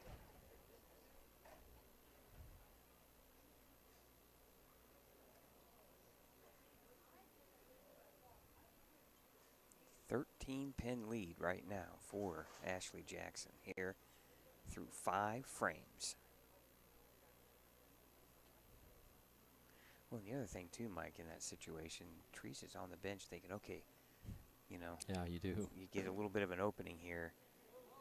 Whoa, did that ball hook? The ball read it up early, but boy, it sat there. You could see it just start up the lane.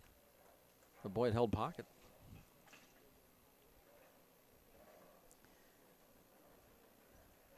Don't want to bring back bad memories, but I know where you're going with this one. Yeah. This was a pin she Yes. missed. Yep. Really, Yeah, and I think she hung in that ball when she did that, missed that, but she's changing balls here, Mike, to go at the spare. Out of that one clean though. Yep. Boy, that ball travels some boards on the back end.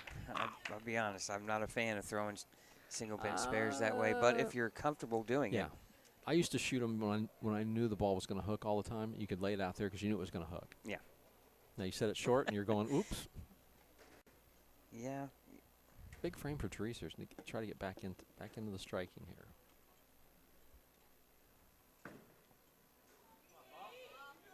Oh, and she did. Oh, she did. Beautiful shot. And an even bigger shot here. She can cut that deficit down to 2 pins here with a strike in the 7th. Yeah, with frames getting less and less, you don't want to give yourself a chance. You make yourself stay close. Both players performing at a high level here. But like you said before this match ever started, 9 and 10 was a good pair. Scoring was pretty high in qualifying.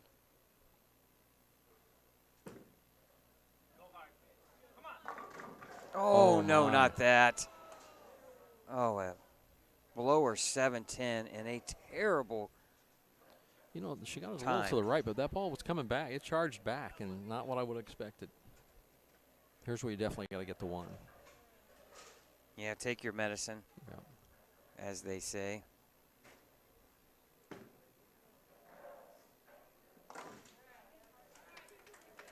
Oh, Well, what a bad break. You know, as a tournament leader, Ashley, it's in her hands. I mean, she can certainly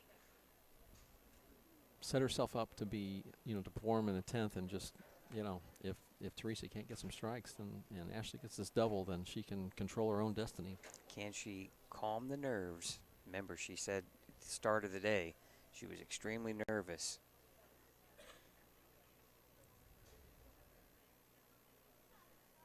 As a player, you can almost you can see it right in front of you. Well, the bowling center is filled up here, and they're the only 2 bowling, so it's quite nerve-wracking out there.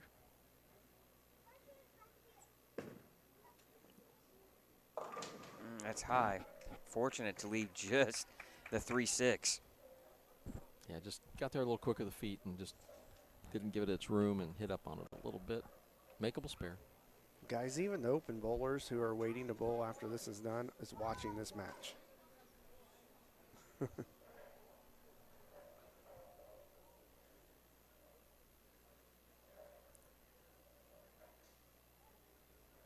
Well, this is the title. If you're a high-level female bowler, this is the title you want, and that's got a hook. Oh my goodness. Mike, that's a little bit of nerves right there. Yeah, but yes, definitely. It didn't cost her the lead or anything like that. It cost her the opportunity to extend the lead. So that's where you take the positive and move Right. on. Yeah, I mean, you can't dwell on that. No. Yeah, you want to make those, obviously, but still in the lead. You make a really tough split there in the 6th or in the 5th frame. Your opponent gets a terrible break and opens. You're looking to capitalize on that.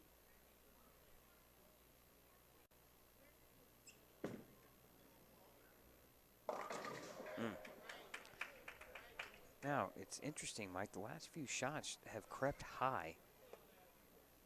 Is she missing in, or is that just... I mean, I think it's just anxious. She's very anxious and just kind of getting a little on the upswing on the hit, so it's jumping. Where when she just kind of stays through it and gets that lift, it pushes the ball farther down the lane. It's in a better position. It just, you get to the point where you're trying to play a little too careful. You got to go out there and attack.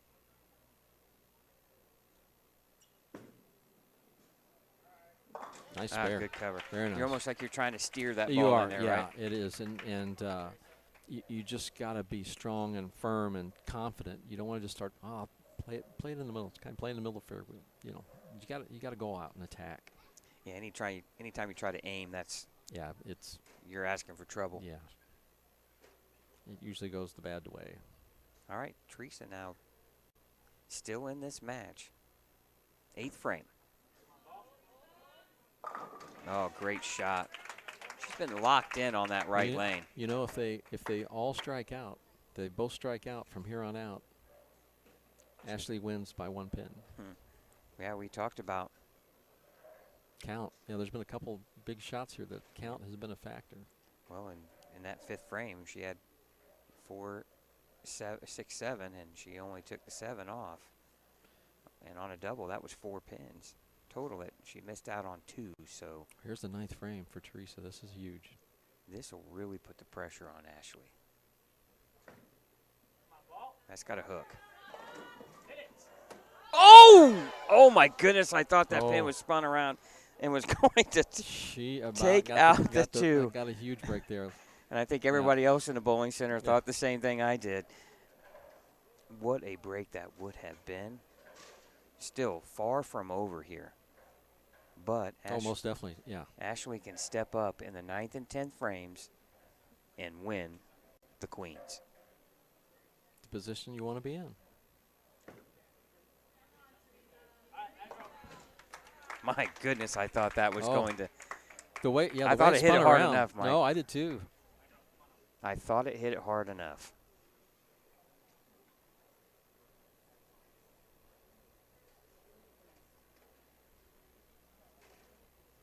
Now, 9th frame.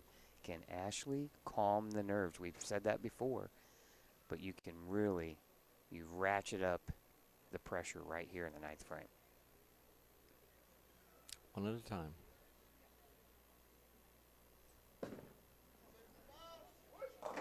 Oh my goodness, look at the pin action. The head pin just came out and just tomahawked the 5. Okay, first one. First one will do it, right? First one. 1-8 or 2-11. Actually, 2-11 the chance. She needs spare a spare strike here. Any kind of spare and a strike. And or the first one. Or the first one would or do the too. first one would do. You know, for me, I'll take the first one. Yeah, give me that one too. Yeah, I agree. That's I vote for that one. Yeah, you're taking the first one all day. You don't want to have to throw a spare here if you don't have to. All right, here we go. Queens on the line.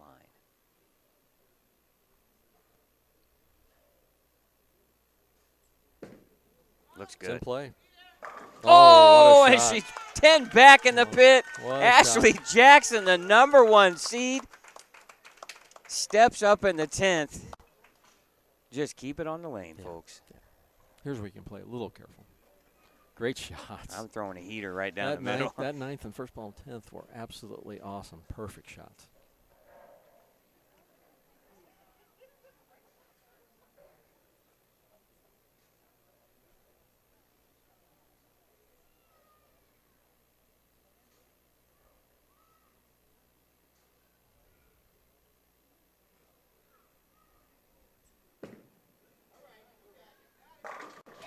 Oh, all hail the queen. Ashley Jackson takes the title here in impressive fashion, stepping up in the 9th and 10th frames. What a valiant effort, though, from the 2012 champion, Teresa Smith-Dill. Great match. But great match. Great bowling by both ladies all day, but Ashley Jackson will take home the title. And she did it when she had to, Mike. No, she did all day. I mean, she, like we talked about, she bowled in all sorts of matches. But boy, the amount of adjustments made from the first match she lost, the first game of this match, and then the turnaround she made, the shots here, unbelievable, tremendous. That will carry her in her career a long ways. This title match today. So impressive to watch her perform. Throws an absolutely incredible ball.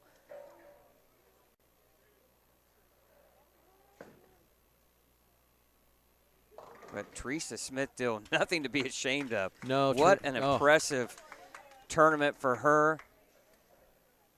She worked very hard, made great shots when she needed to, Teresa Smith-Dill, and great champion, always has been, and obviously she can still do it.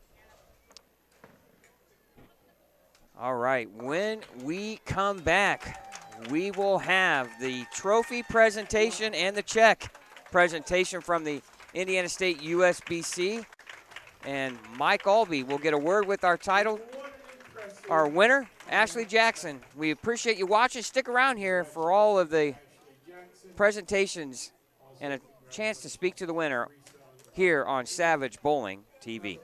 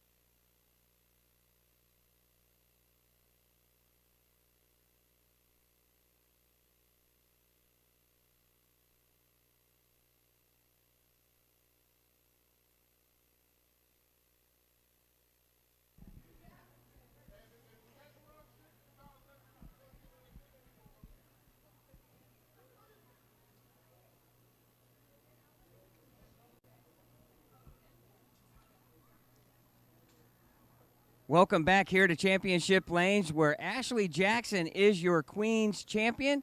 And with the spoils that come with the Queen's title, Bill Kendall from the Indiana State USBC has the tiara and the trophy and check presentation.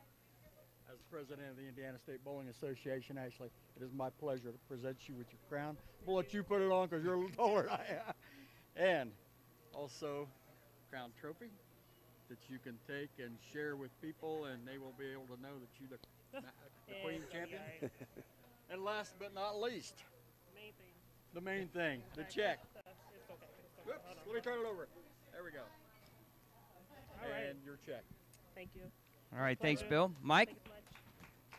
Ashley, tremendous performance today. Congratulations. Made a big move that last game. What happened? After that infinite fist I was throwing, I don't know, I wasn't really feeling comfortable with it. So my coach Devon suggested that I ball down and move right. And once I did that, final results is here. So. Well, the 9th and first ball of 10th were two of the best shots I think I've seen anybody ever throw, and that should give you a lot of confidence going forward. But you did that all day, whether it was a tough spare to make or you made great strikes when you needed them. Does that give you any more confidence moving forward? Definitely does. Definitely does. I'm lost for words right now. Sorry. Well, Congratulations. I got one question. You had said earlier today when I spoke to you, you were battling the nerves as you progressed through.